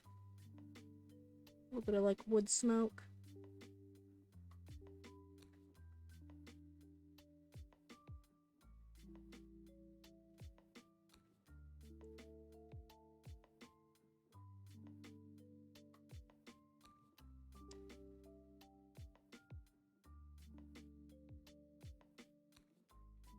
I'm not super great at zooming in, but that's okay. I know you can see the beautiful top of my head right now.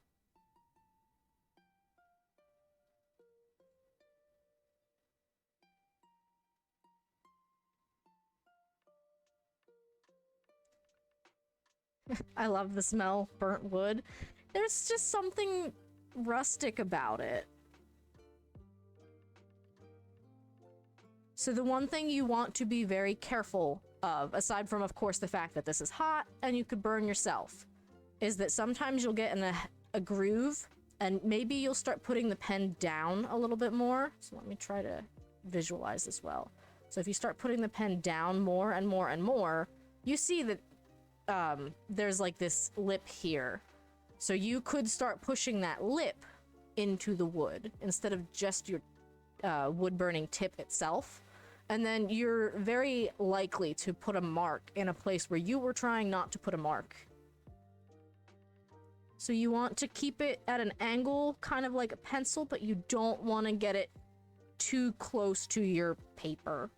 I'm doing air quotes even though you can't see them.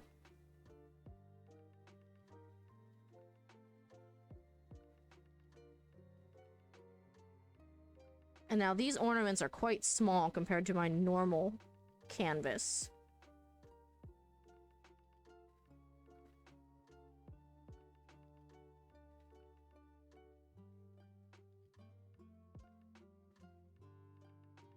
I also don't have the best wood burning tools at the moment. I have a couple of different pens. A lot of the tips seem to be a bit loose when they are screwed in. Like the threads are a bit wobbly, I suppose, is the best way I can put it.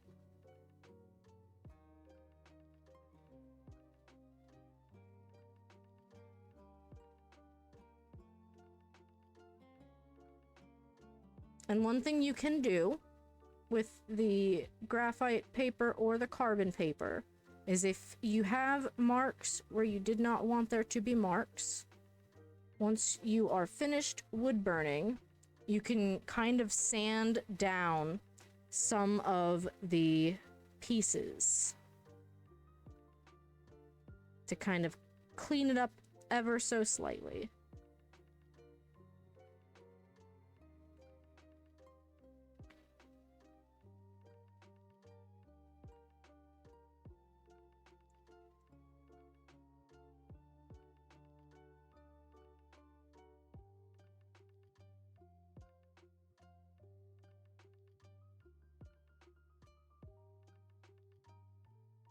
I've got some other examples of felt work and pyrography work that I'll show off at the end of the stream.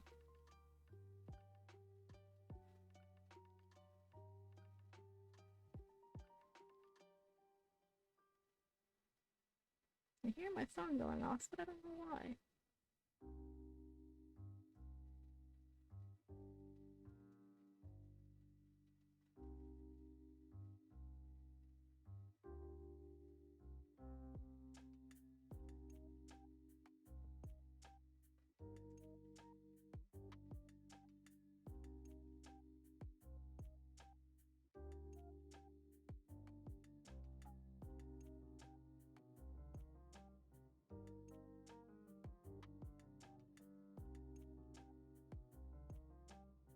Now these ornaments are kind of getting me ready for December. I'm going to be starting a Breath of the Wild playthrough on stream this winter.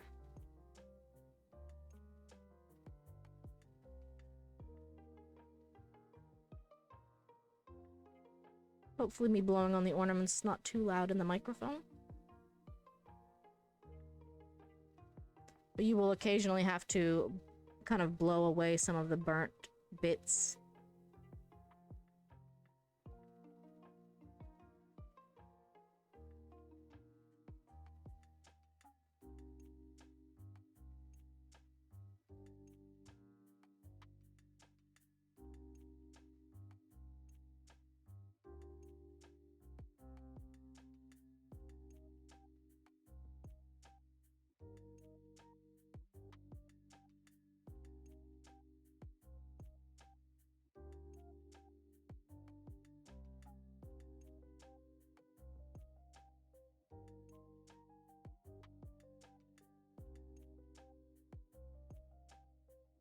I'm glad I finally had some extra time in the weekend that I could fit this in.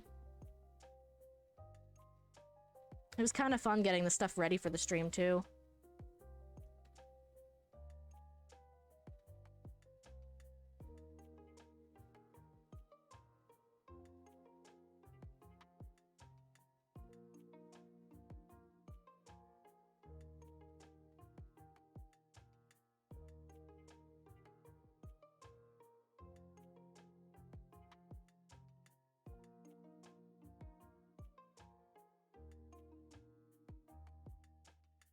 So as you can see, it's coming together fairly well.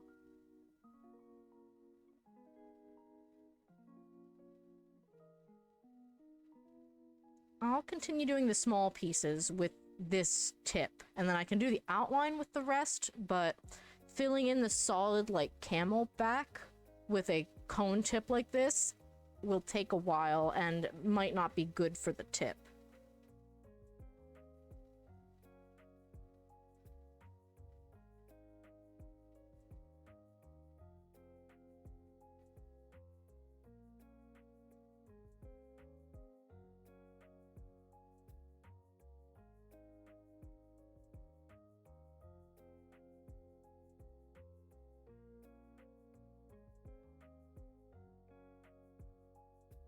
Sometimes certain, like, pieces or markings that you're going to make are so small that my best recommendation is just kind of, like, place your tip on the wood and etch it out a little bit, because you're not really going to have enough room to make an actual stroke with the wood burning pen.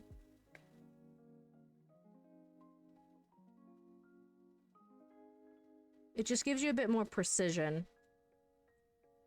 Because as you can tell, this is not... This is a cone tip, but it's not really super fine point.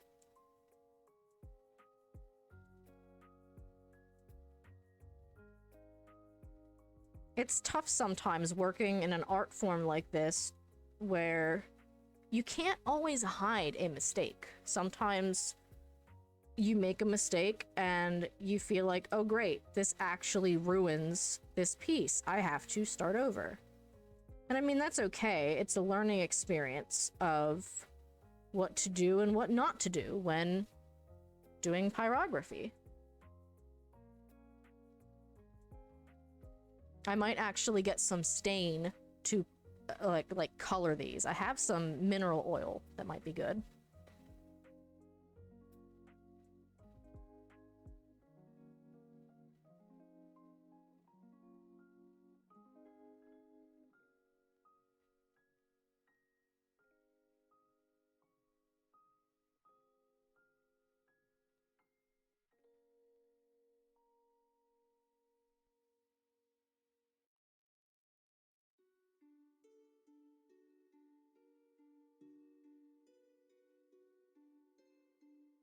Yeah, this bottom, like, joint of the camel feet is very tiny, so aside from, like, putting a dot down and wiggling it around, there's not much more to do if you want to keep the shapes of the leg separate from one another so that you can see between them. Mo! Hi, Mo! Give me a second. Give me a second. I have to put the dangerous tool down before I say hi. Come on. Come on. Go down. Go down. Okay. Okay. Hi, Mo. Thank you for the raid. I appreciate that. I'm just coughing because we are inhaling the smell of burnt wood. Welcome in, everyone. My name is Redria, and I'm doing a craft stream today. It was a channel point challenge that everyone kind of contributed to. So we're done with the sewing part, and we're on to the wood burning part. We're making ornaments for our December bingo.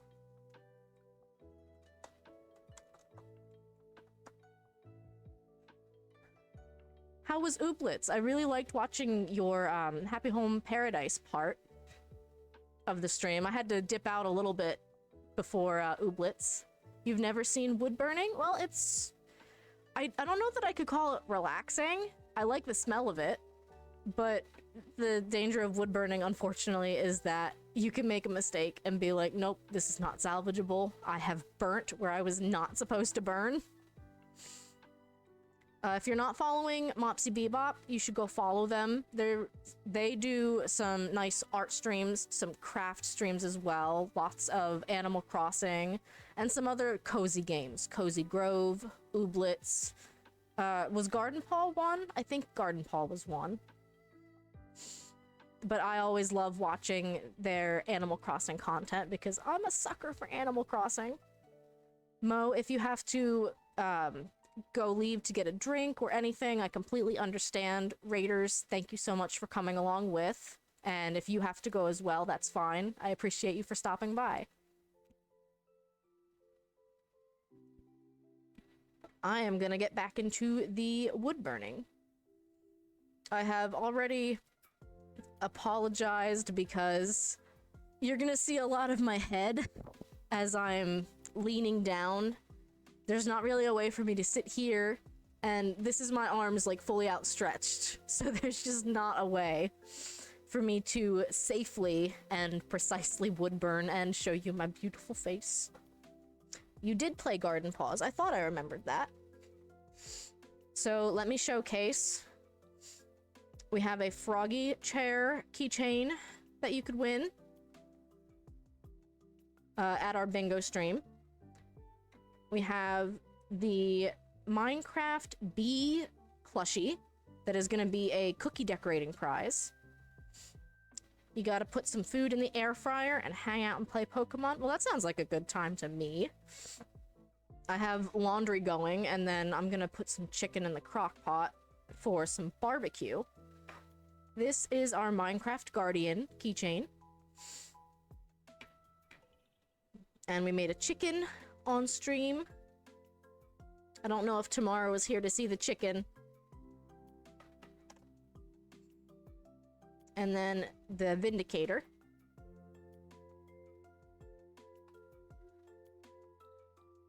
And now we are on to wood burning. Pick up. So yes, enjoy the beautiful visage of my dome.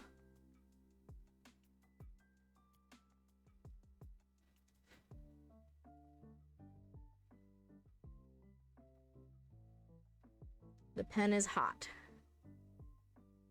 So it has not been used in a couple of seconds. This is not a very fancy pyrography set, but it is a functional one, and that's what counts. I know there are ones where you can actually like adjust the temperature, which could be nice. You want to win? Well, you did manage to win the Halloween costume contest, so you have a good rapport in our Discord. The cookie decorating contest will be fun. We're doing like an aesthetic cookie and then a funny cookie. So it won't be first, second, it'll be two different genres. Cookie genres. But I think having a funny cookie opens up a lot of possibility. And I guess I should start posting about that cookie contest a bit more, given that we don't have that much more time. December 10th is really coming up. And like, I'm excited, but I'm also just like, wait, I wasn't ready for this.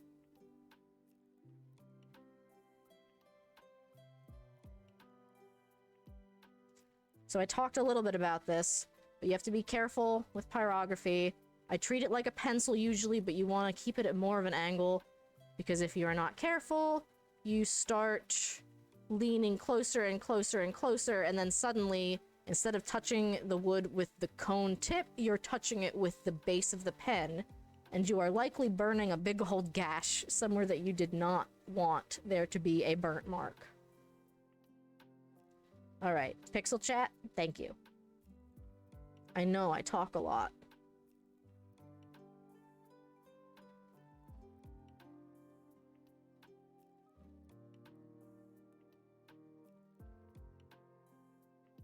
We were listening to the album of the week, which is the Jams command, which I'm gonna do. Maybe.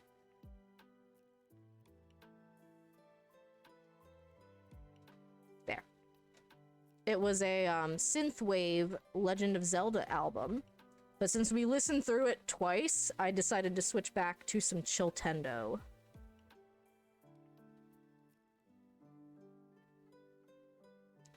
But the album of the week is by Helent.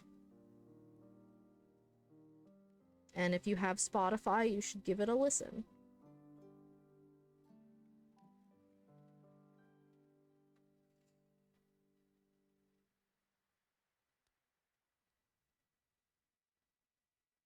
Oh yes, so we used carbon paper to transfer our little pattern onto the wood. You could also just use a pencil if your art skills are good. I like to do a transfer with carbon paper because, like, if you make a mistake with the pencil, erasing off of wood can be kind of tricky. Granted, of course, erasing the carbon paper is way, way, way harder, but it just allows you to transfer exactly the design. Kind of just depends on your confidence level of being able to create the thing.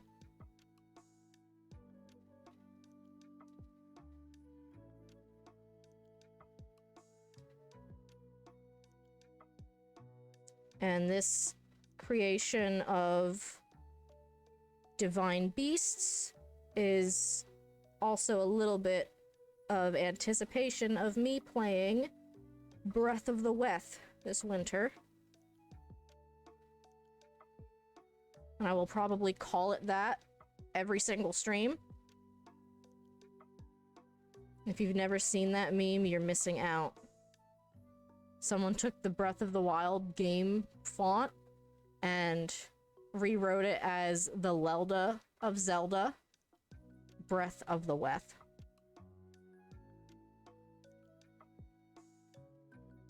And it's one of those things like Yard Sard that just lives in my brain rent-free.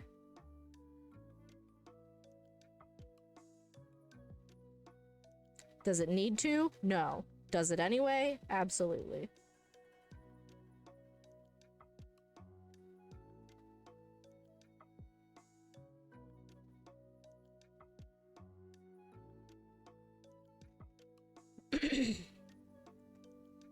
So now I want to be careful here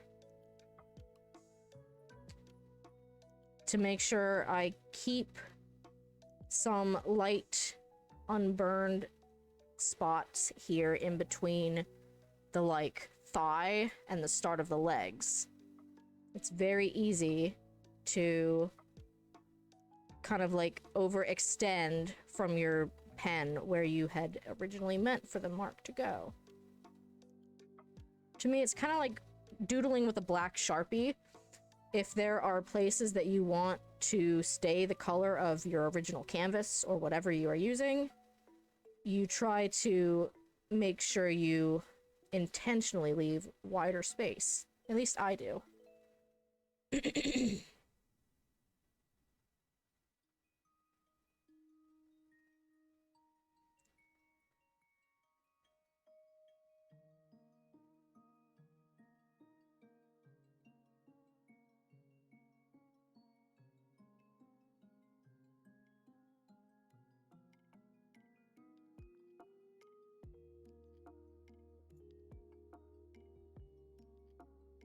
That looks better.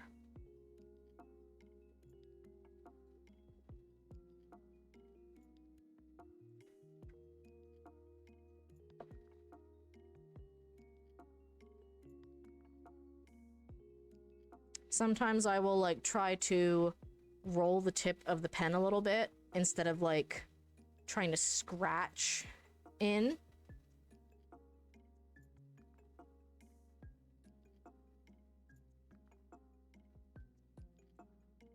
Wood burning is fun though. It's a kind of art medium where you try to work with your mistakes. You try to use the technique to your advantage. And of course the wood grain makes it sometimes so that like it just straight out won't let you draw a straight line because, oh, you're going against the grain here. So you just have to kind of work with it.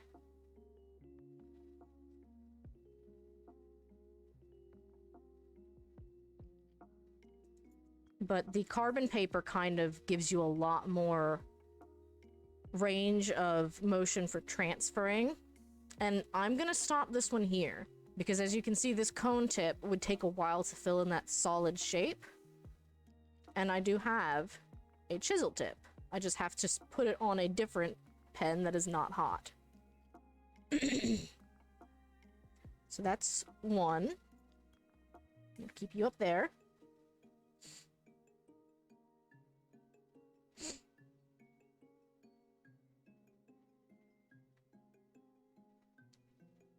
I don't actually know all of the names of these. I know, was it Va Meadow? Was that the bird? And was Va Ruto the elephant?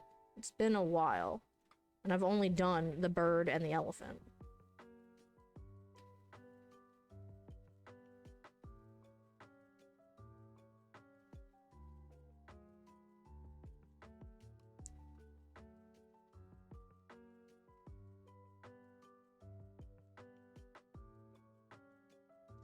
My fear right now is that my wood burning tip has come loose in the holster because it is an old pen. And I don't know if I have my needle nose pliers on me. I do. We're good. Because clearly it's hot. You don't really want to be grabbing at it at all. And as you might not be able to see super well, sometimes you get a residue of burnt wood.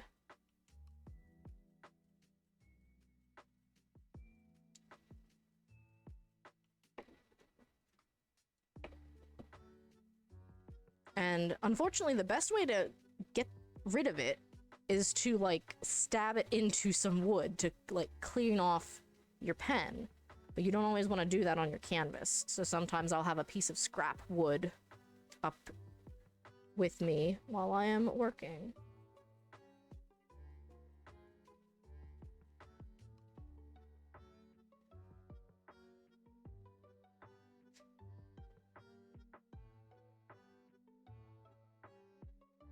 Okay. It was definitely not screwed in the whole way because this is night and day difference.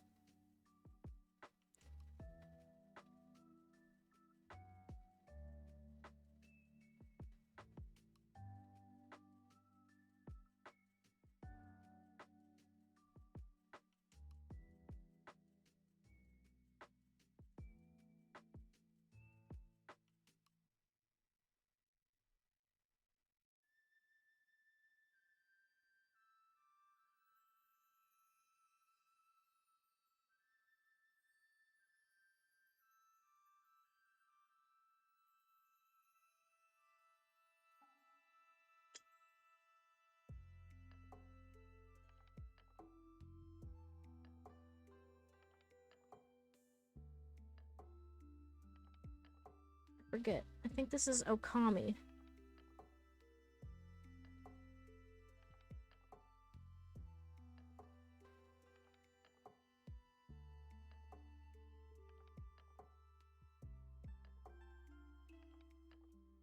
So yeah, the limbs of the lizard are very tiny and fiddly.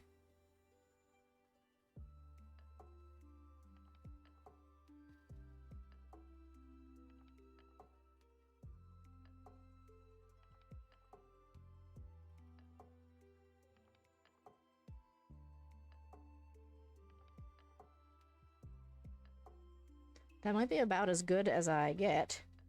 And then you can kind of clear up some leftover carbon black or graphite transfer markings with sandpaper once you are done.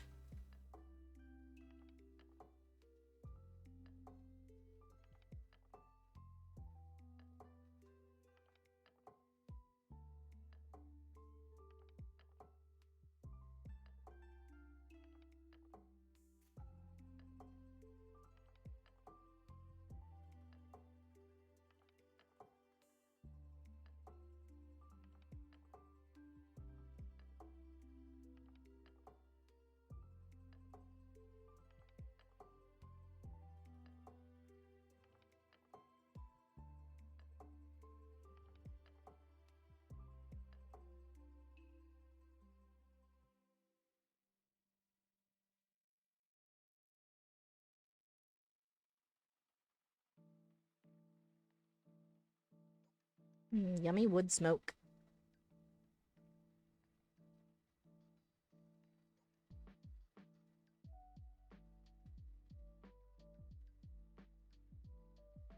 And we must have switched to another album again.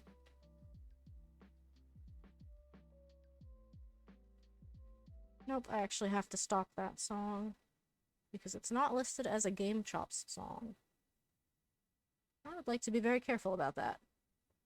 As far as I know, Game Chops music or music published by Game Chops has been okayed for use on streams. But I have to keep watching because it keeps wanting to autoplay to other music. So we will go to the original Chiltendo album.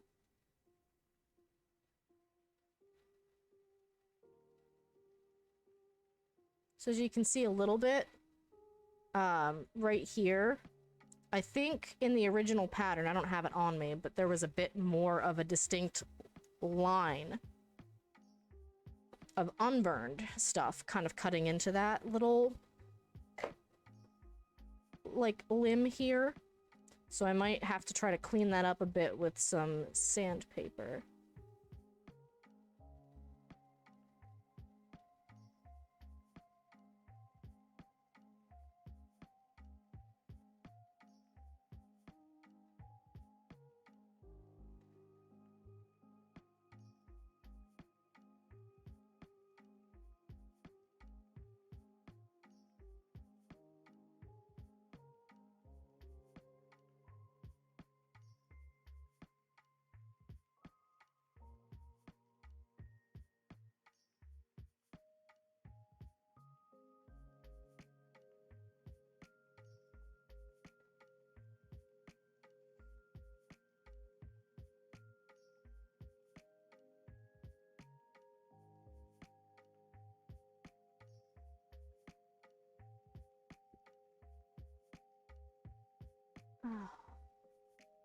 Make sure you keep stretching. It's such an easy thing when you're crafting to, like, bend over, hunch down, and just not exhibit the greatest posture for long term. So I want to make sure that I take a break.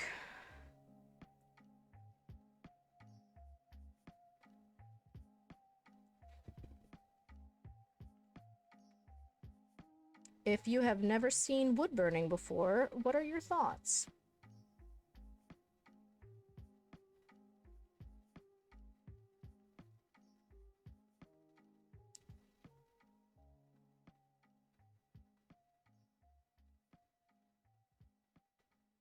And of course, the same goes with me wood burning as does my felt creations, where I know I base my work off of a pattern that I can either trace or recreate, but I tend to stick to official game renders and artwork so that I'm not appropriating, sorry, that's the wrong word, that I'm not taking someone else's artwork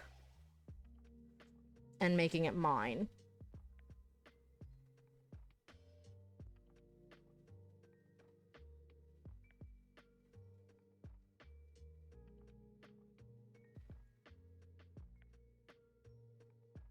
It can be likened really to tracing because that's kind of what it is.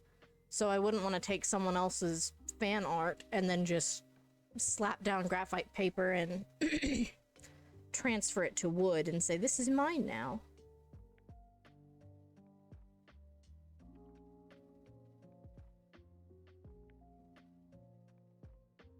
I especially wouldn't want to do that and then try to sell this.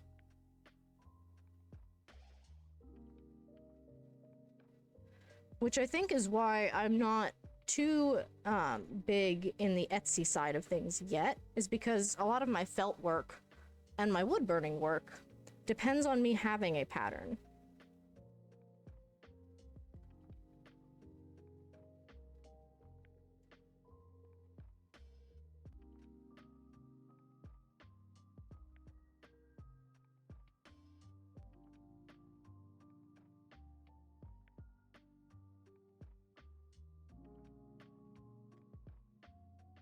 So I'm trying to be careful here. I don't want that little orb to just get swallowed up, but it kind of looks like it is.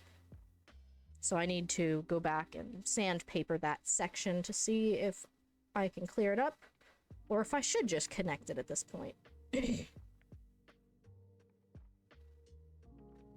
Sometimes that's a lot of what wood burning is to me, is, oh, I made a mistake. How do I make this look intentional?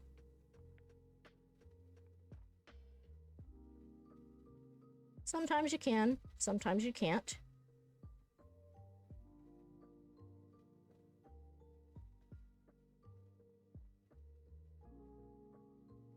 I don't think it happens often that I have to totally scrap a piece.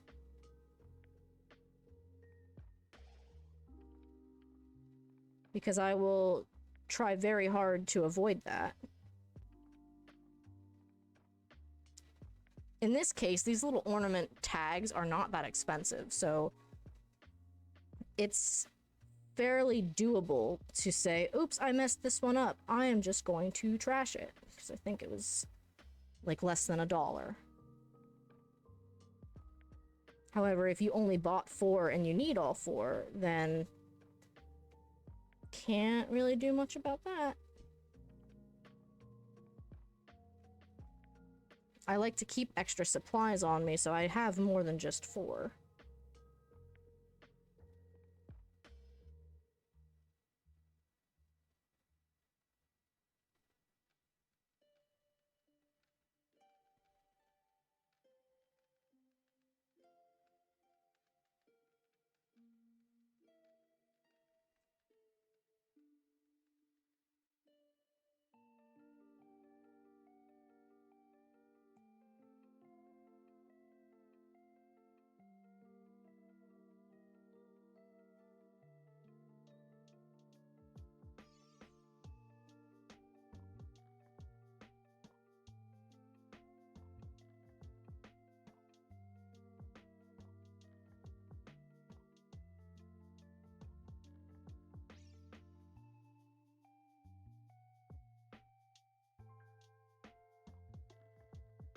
I think this is definitely the smallest pieces of any of them.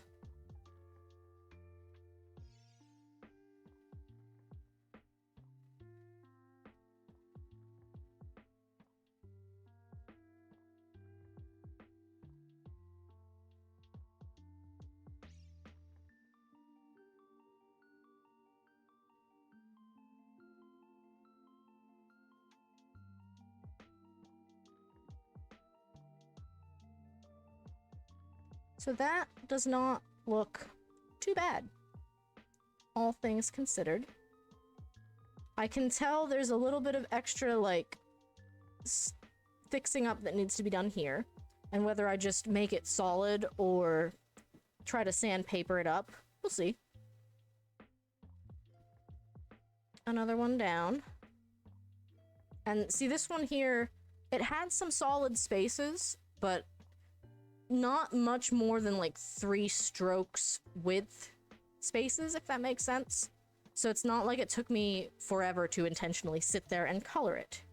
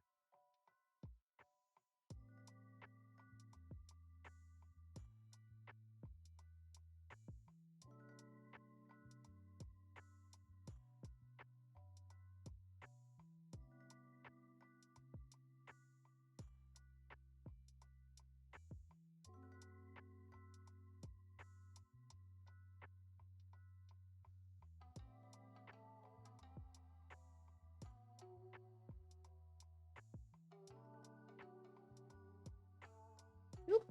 See? I made a mistake. So what I think I'm gonna do is make it look like that's supposed to be there. And then I'll do the same on the other side. Oh, thank you for following. Is it Veg Nymph? Welcome to this chill craft stream where I do wood burning. I'm making prizes for a December bingo stream where These are actually all up for grabs.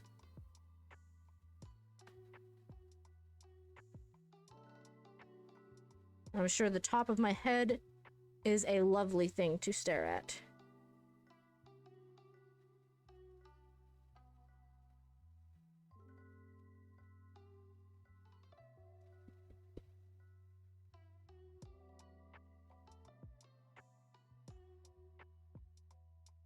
I think I'm only 10 away from 300 now. That would be super great.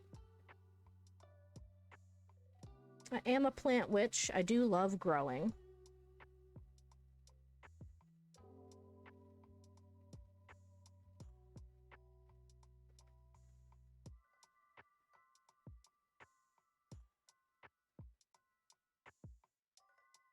Never seen wood burning so far. Yeah, it doesn't seem to be a super common, like, stream item. Though crafting isn't super common either. I just kind of tossed it into the art category because I wasn't sure where to put it. But yeah, we're making little, these are holiday ornaments. I mean, you can use them wherever. I have a couple that I stick on my Christmas tree. And we're doing, the Divine Beasts from Breath of the Wild. I've also did some, sewing. So these are keychains that you can win at our bingo stream, which is gonna be December 10th. I even have a froggy chair! So we're just kind of, like, making the prizes, and doing it on stream was a channel point challenge that they ended up doing within a couple of days, actually. So I figure I still have time before the bingo stream, so I will set aside time to do it live.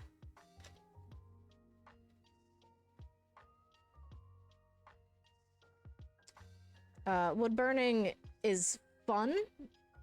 It can be tricky. I do not have any professional tools, so this is literally just something that you could buy on Amazon or a local, like, arts and crafts store. You can't wait to see more content for Breath of the Wild 2. I'm actually gonna stream Breath of the Wild 1 because I've only ever beaten 2 of the Divine Beasts so far. So I was like, I guess I'll pick it back up. And then, of course, I will end up looking into Breath of the Wild 2. I am using a cone tip for most of what I'm doing. And then I also have a chisel tip here for coloring in larger areas, like the elephant. I can't remember any of their names. I think the bird is Va Meadow. I'm so bad at names. But I'm looking forward to seeing more content as well. It feels like we haven't gotten too much other than it seems to have some more similarities with, like, Skyward Sword, right? Where we're kind of like going back up into the sky. Did I see that right on that trailer? I know we don't have much yet, though.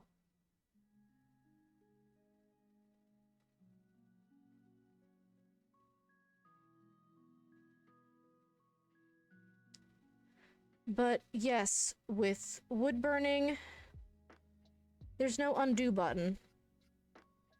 So you either have to work with a mistake and make it look intentional, or scrap it. And I try not to scrap it whenever I can avoid it.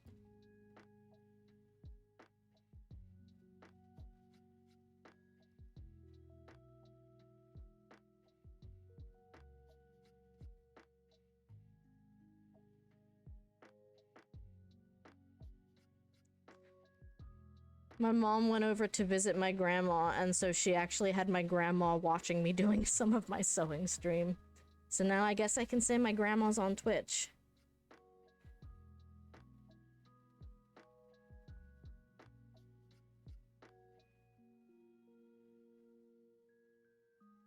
Whew. Now that part I was very nervous about, because as you can see, it's a very thin line.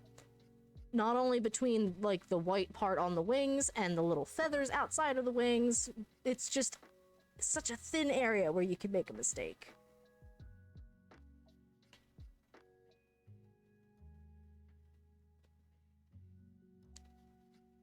I would recommend, if you're going to look into wood burning, to start at a slightly bigger scale than this. This is very fiddly.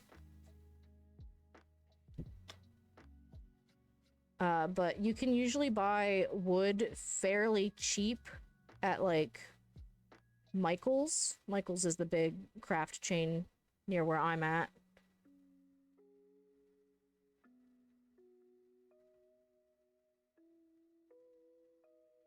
But yeah, like, I think these were either $1 each or like 2 for $1 or something. I honestly forget.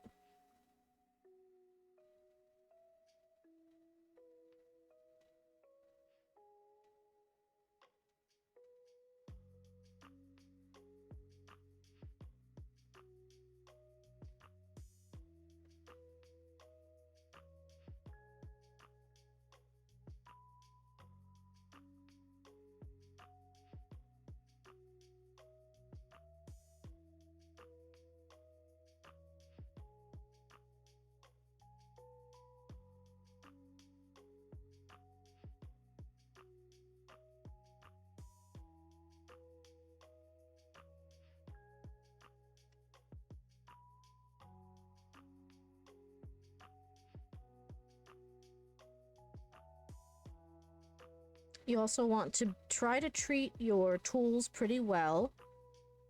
Keep your wood burning tips clear of gunk long term.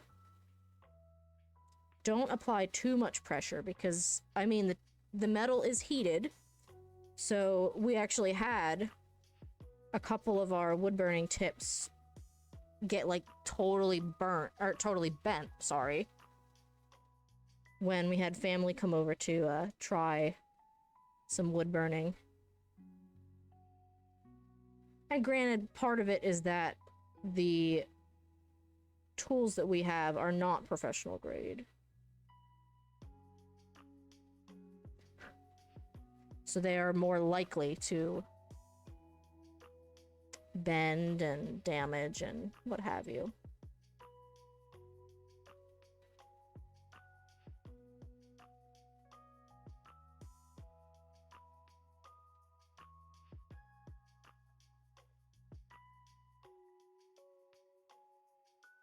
And that is me continuing my mistake from earlier, but with some intention this time.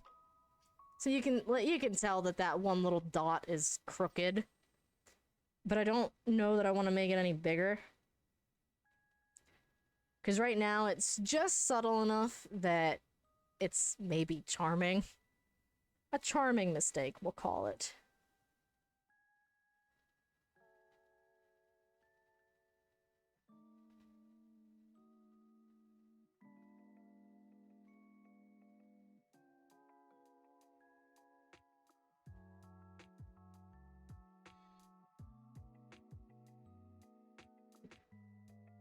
That's how I'll refer to all my mistakes from now on. They're all charming, right?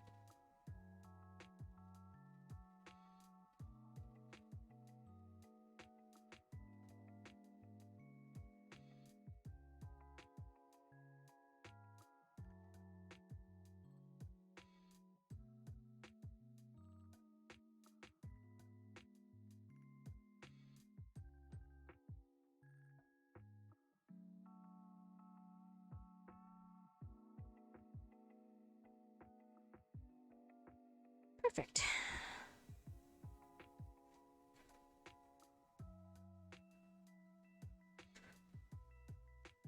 We just have to do the head now, which is fairly small, fiddly, and curvy. What could go wrong? The answer is a lot.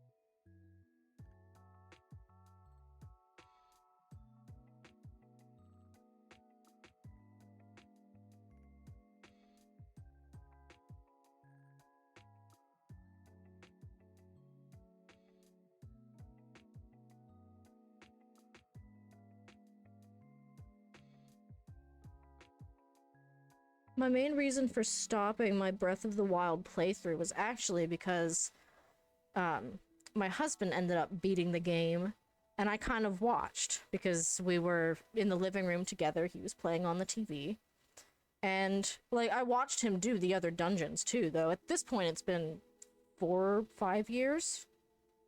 It's been quite at some time. So now I can pretty safely say I forget a lot of the mechanics. But I was watching Shay is playing, do a Breath of the Wild playthrough, and it kind of got me a little bit of an itch. And then I did a subathon, and they picked that game for me to play, and so I said, okay, I'll play it. I don't want to start over, so I will just pick up on my save file where I left off, and we ended up doing all of Va Meadow on stream. And then I was like, huh, this game is actually kind of fun. And I figure maybe it'll kind of help me get back into it and then prepare for Breath of the Wild 2.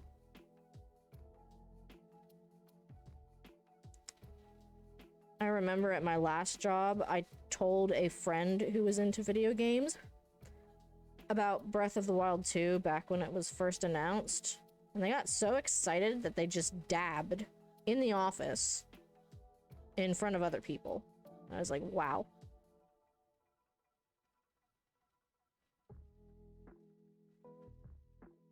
That was a good wow, not a bad wow.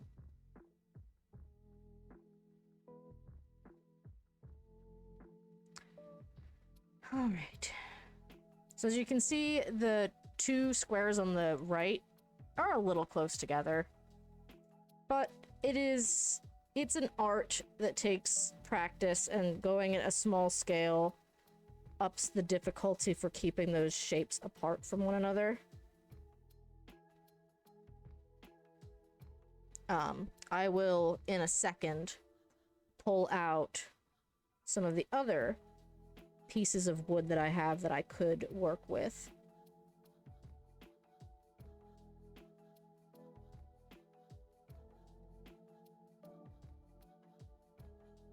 My husband Fudge was actually the one to kind of get me into wood burning. I think we decided we wanted to do like D&D, Dungeons and Dragons ornaments for our main adventuring party and the DM. And I helped him to make some the first year we got into wood burning. Because I mean, making 5 different ornaments is it's a lot.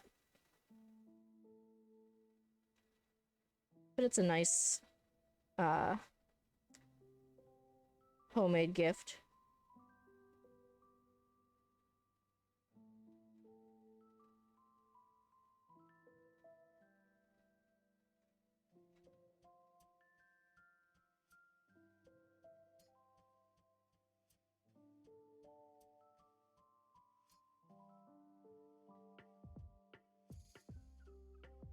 And I think we actually also did some wood burning as wedding thank you gifts and made some photo frames for my parents and my in-laws to put wedding pictures in.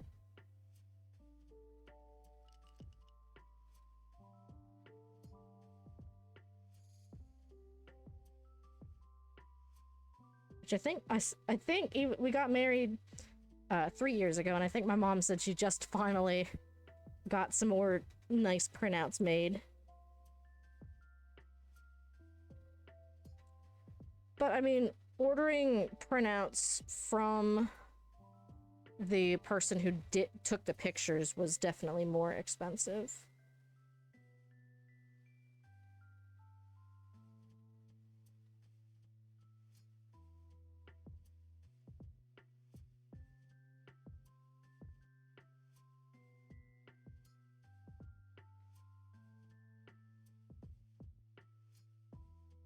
I think the elephant is my favorite design so far because it's just a lot less thin and fiddly than the others. So it's easy to do in wood burning form, and it's easy to visualize and say, oh, there is extra blank space here.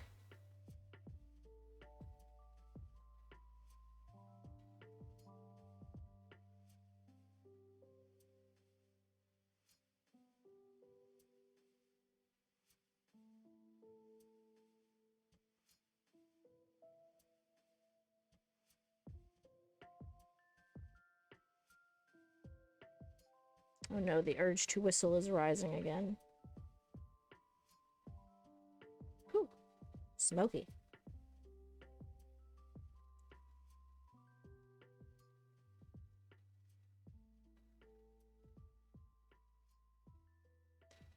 You also want to be careful when you are selecting wood for wood burning purposes, because you want to avoid something that already has a stain or any sort of varnish or paint, because burning through those chemicals, is never a solid guarantee on how it will look or if the lines will burn clean. But B, you might not want to inhale all of that.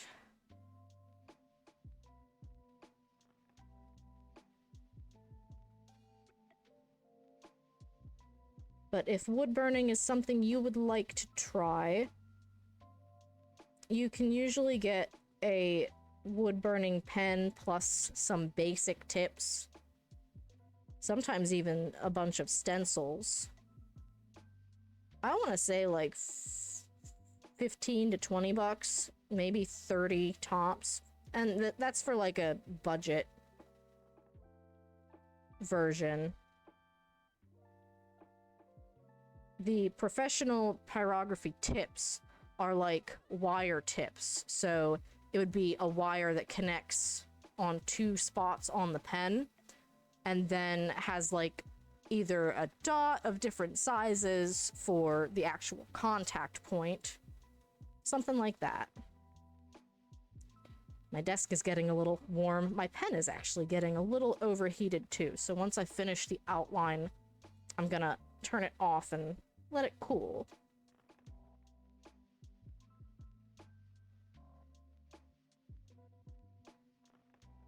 Oops.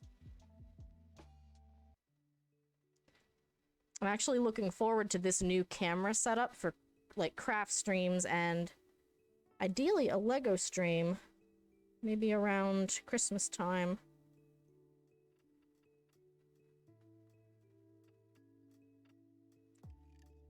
I intend to either receive a set of Legos for Christmas or buy myself a set.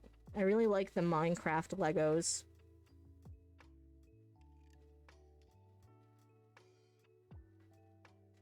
Though I would say the only downside to this kind of setup is a top-down view might be a little weird to look at Legos from. But I can always turn things and angle them.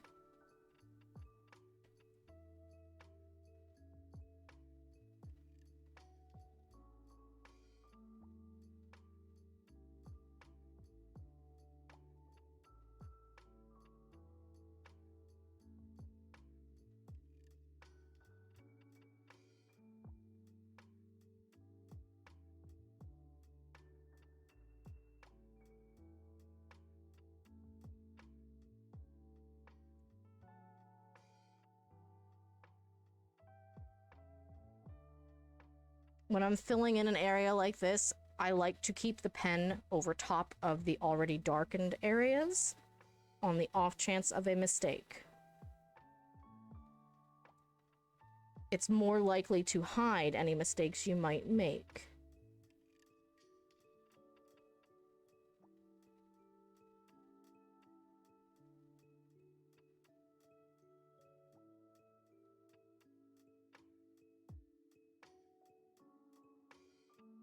Same with like connecting a line. You kind of want to go from a position where you are less likely to overextend the line where you don't want it to go.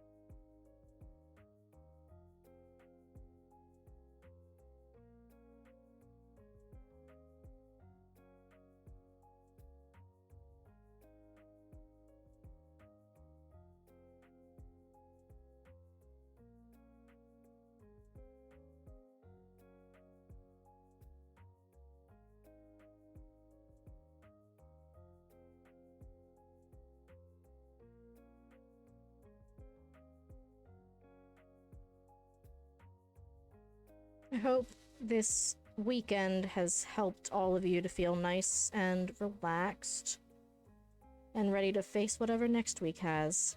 I know, Mo, you were really hoping for a snow day tomorrow.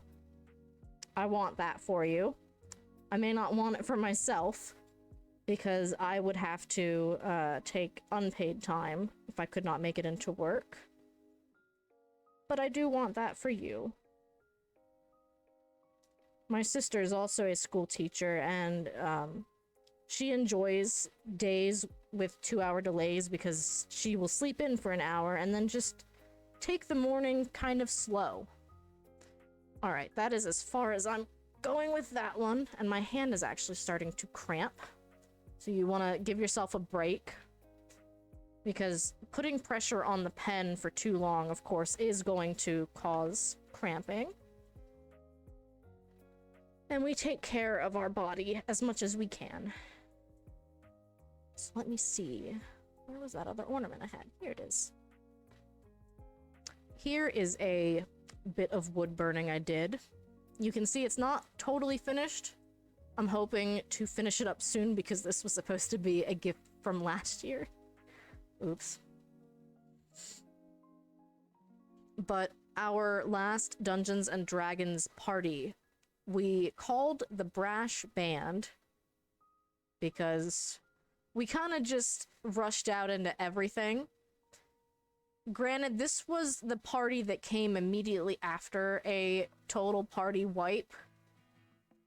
TPK. It was a bad time. The DM kind of realized we were way under geared for that level, or for where we were at. Thank you, Mo. I really like how these turned out. And I think this is a lovely little set.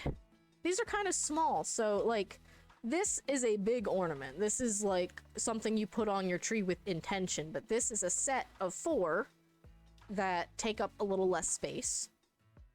Give me 1 second while I go and grab the blank I have.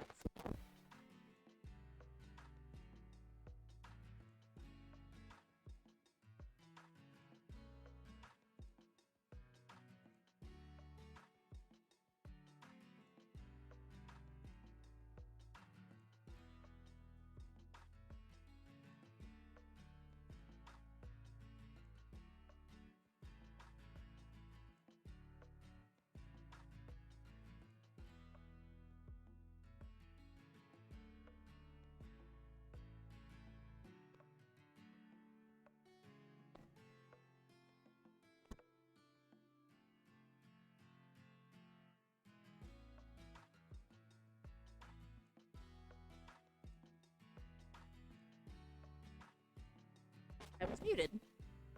I didn't say too much. So, no harm done. I came back with my hands full of goodies to show you. So my original thought, and I'm still tempted, and I might find the time for it, we will see, was to do the Divine Beast set on something big like this. But then, of course, I don't think I would give them out as a set because they are large. Hi, Shay. Thank you so much for the sub. I need to do my thing. I'm gonna do my thing.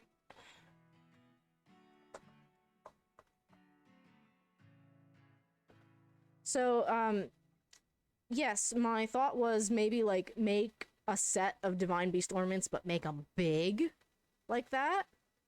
But then they're so big that I don't think people could fit 4 of these on a normal-sized tree. Wait 1 second. I have to stop the music because it keeps trying to autoplay to an album that I don't think is DMCA proof. But I am actually been going for about 3 hours now, so I'm getting ready to wrap up. I will showcase what we've done so far. Yeah, like, I don't know. I feel like putting 4 of these on your tree would be a lot for the Divine Beast set, so that's why I opted for something a little bit smaller. But what we did is we took some carbon paper and used the carbon paper to transfer our pattern of the divine beasts onto the wood ornament, and you can do that by tracing. And then we wood burned them. Made a mistake on a couple of them. You might not be able to tell. I won't point out what the mistake or mistakes are. Oh, you had some sad hours because Angel left. I still appreciate you for being here, Shay. I feel like the end of the weekend vibes are always really tough, and it's way tougher when someone you love has to physically depart. I feel like when Fudge and I went to different colleges, it was similar. Like, granted, of course, we were still very close together so that we could, like, drive to see each other, and I wouldn't classify it as long distance, but I can understand being bummed about it. So we have our wood-burned ornaments. I'm giving Pixel Chat a minute to clear.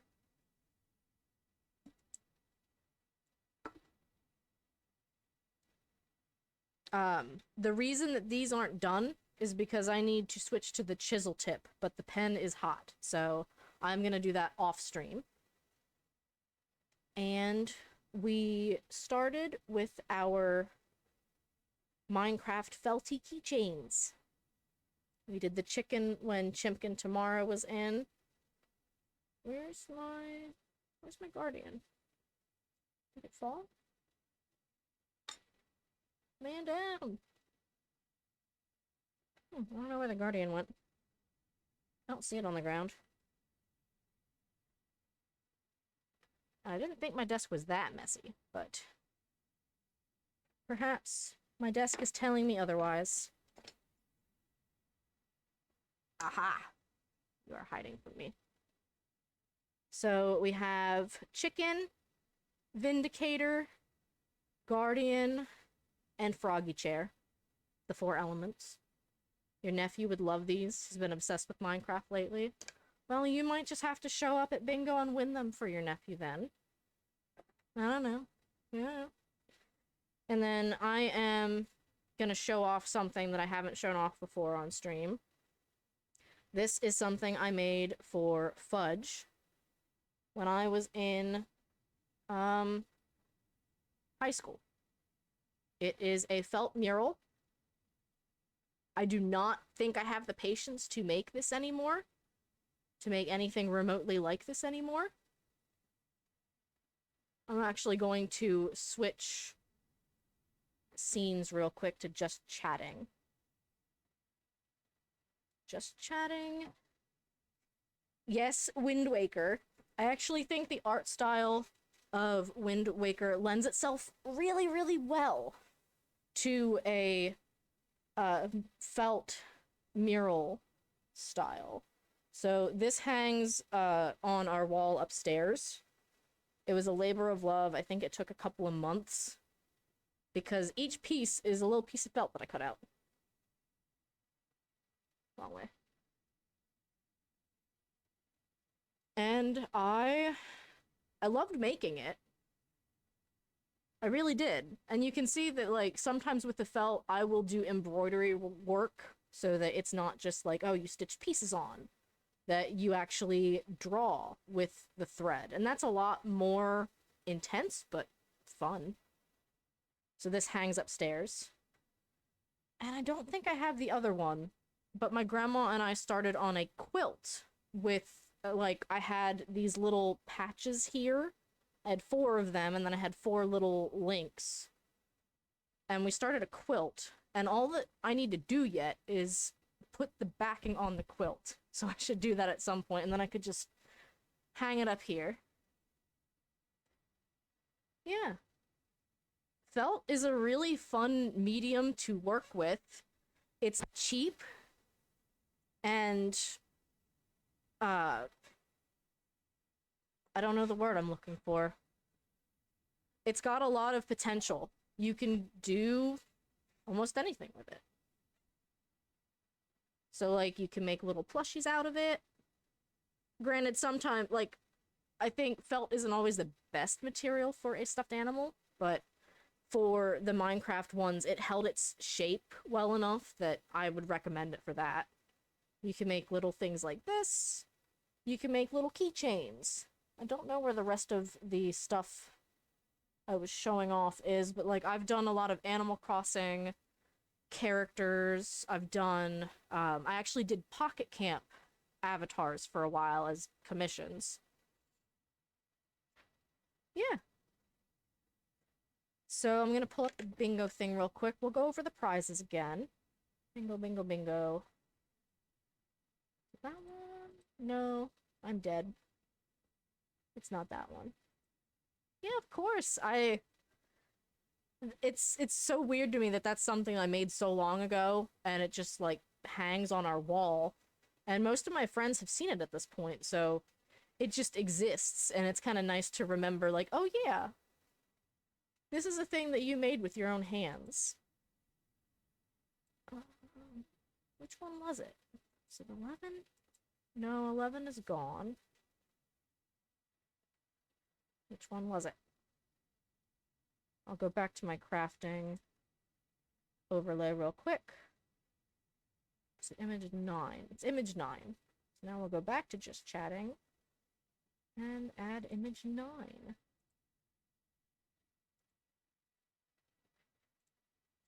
There we go. So our next bingo stream is going to be called CGRHmas, which might not be the best name, but I think it at least works. And it is our holiday bingo stream. It'll be on December 10th at 7 p.m. Eastern Standard Time. It's hosted by Catrium. So you can go and follow her if you're not already. She streams a lot of Zelda games. I think it's been mostly Skyward Sword, and once the Final Fantasy XIV update comes out, it's going to be a lot of Final Fantasy.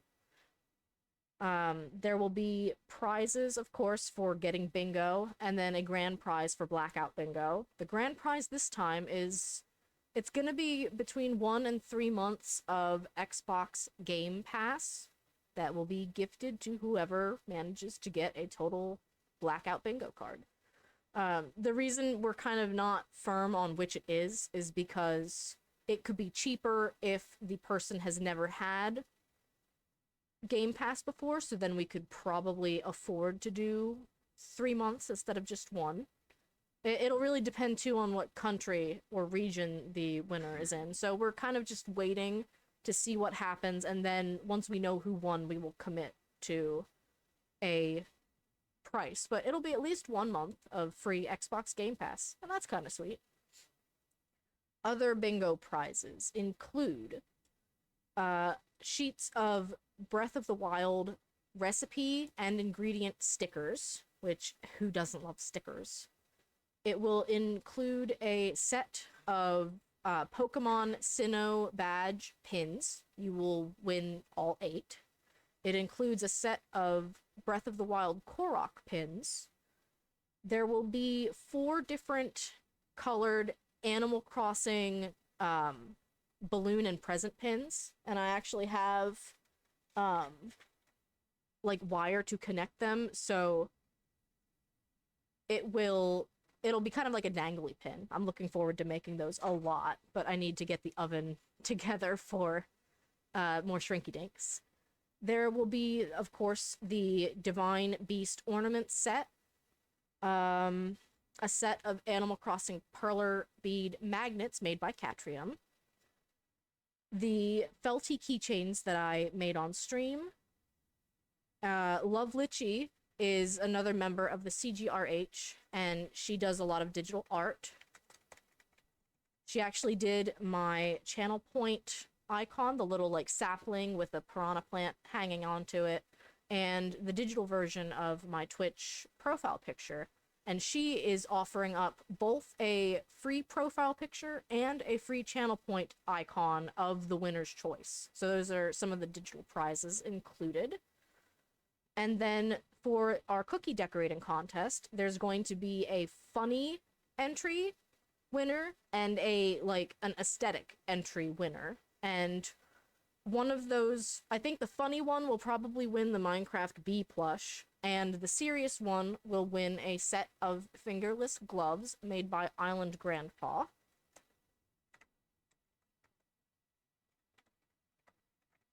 Forget if that's the right command. It is. I still need to fix the command, though, because Island Grandpa, apparently, it was also last seen playing unknown Twitch channel. If you're not already following Island Grandpa, highly recommend it. Lots of Animal Crossing and old school retro Zelda. And on top of that, they just hit affiliate, which is super exciting. So getting everything set up, emotes, etc., channel point, redeems, what have you. I know I had a lot of fun making the prizes today on stream. I still have the Shrinky Dinks and the stickers to make up, so that's something to do between now and December 10th. But I certainly hope to see you all there. I know I'm very happy for Island Grandpa. I know Lucavian actually just hit affiliate too, so it just feels like we're all starting to get the hang of this streaming thing. I've been at it for a little over 6 months now. Oh, you didn't know? Yeah, I forget when, but Lucavian hit affiliate after a couple of really, really good raids. I think from me, you, and Island Grandpa kind of helped, like, push it up. Which is just super exciting. Let's see who is streaming. Who is live?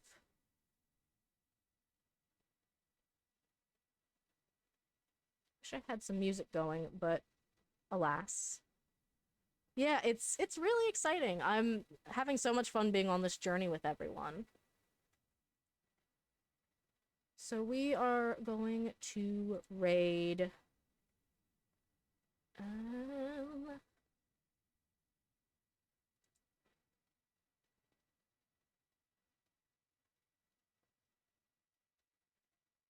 we will raid Sammy. I see that Hi Froggy Chair is live.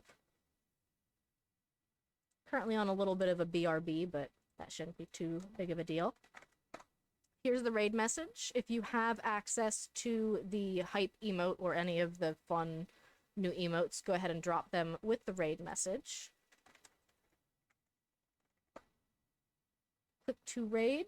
You guys can chill with some nice Animal Crossing. Inky, do you want to come up and say hi before I go? Come here. Come on. Kitty, kitty, kitty, kitty, kitty. Come on. Do you want to come up or not? Yeah, I knew you wanted to say hi. Yeah, of course. This was a lot of fun. I'll probably be doing more like Lego and craft streams.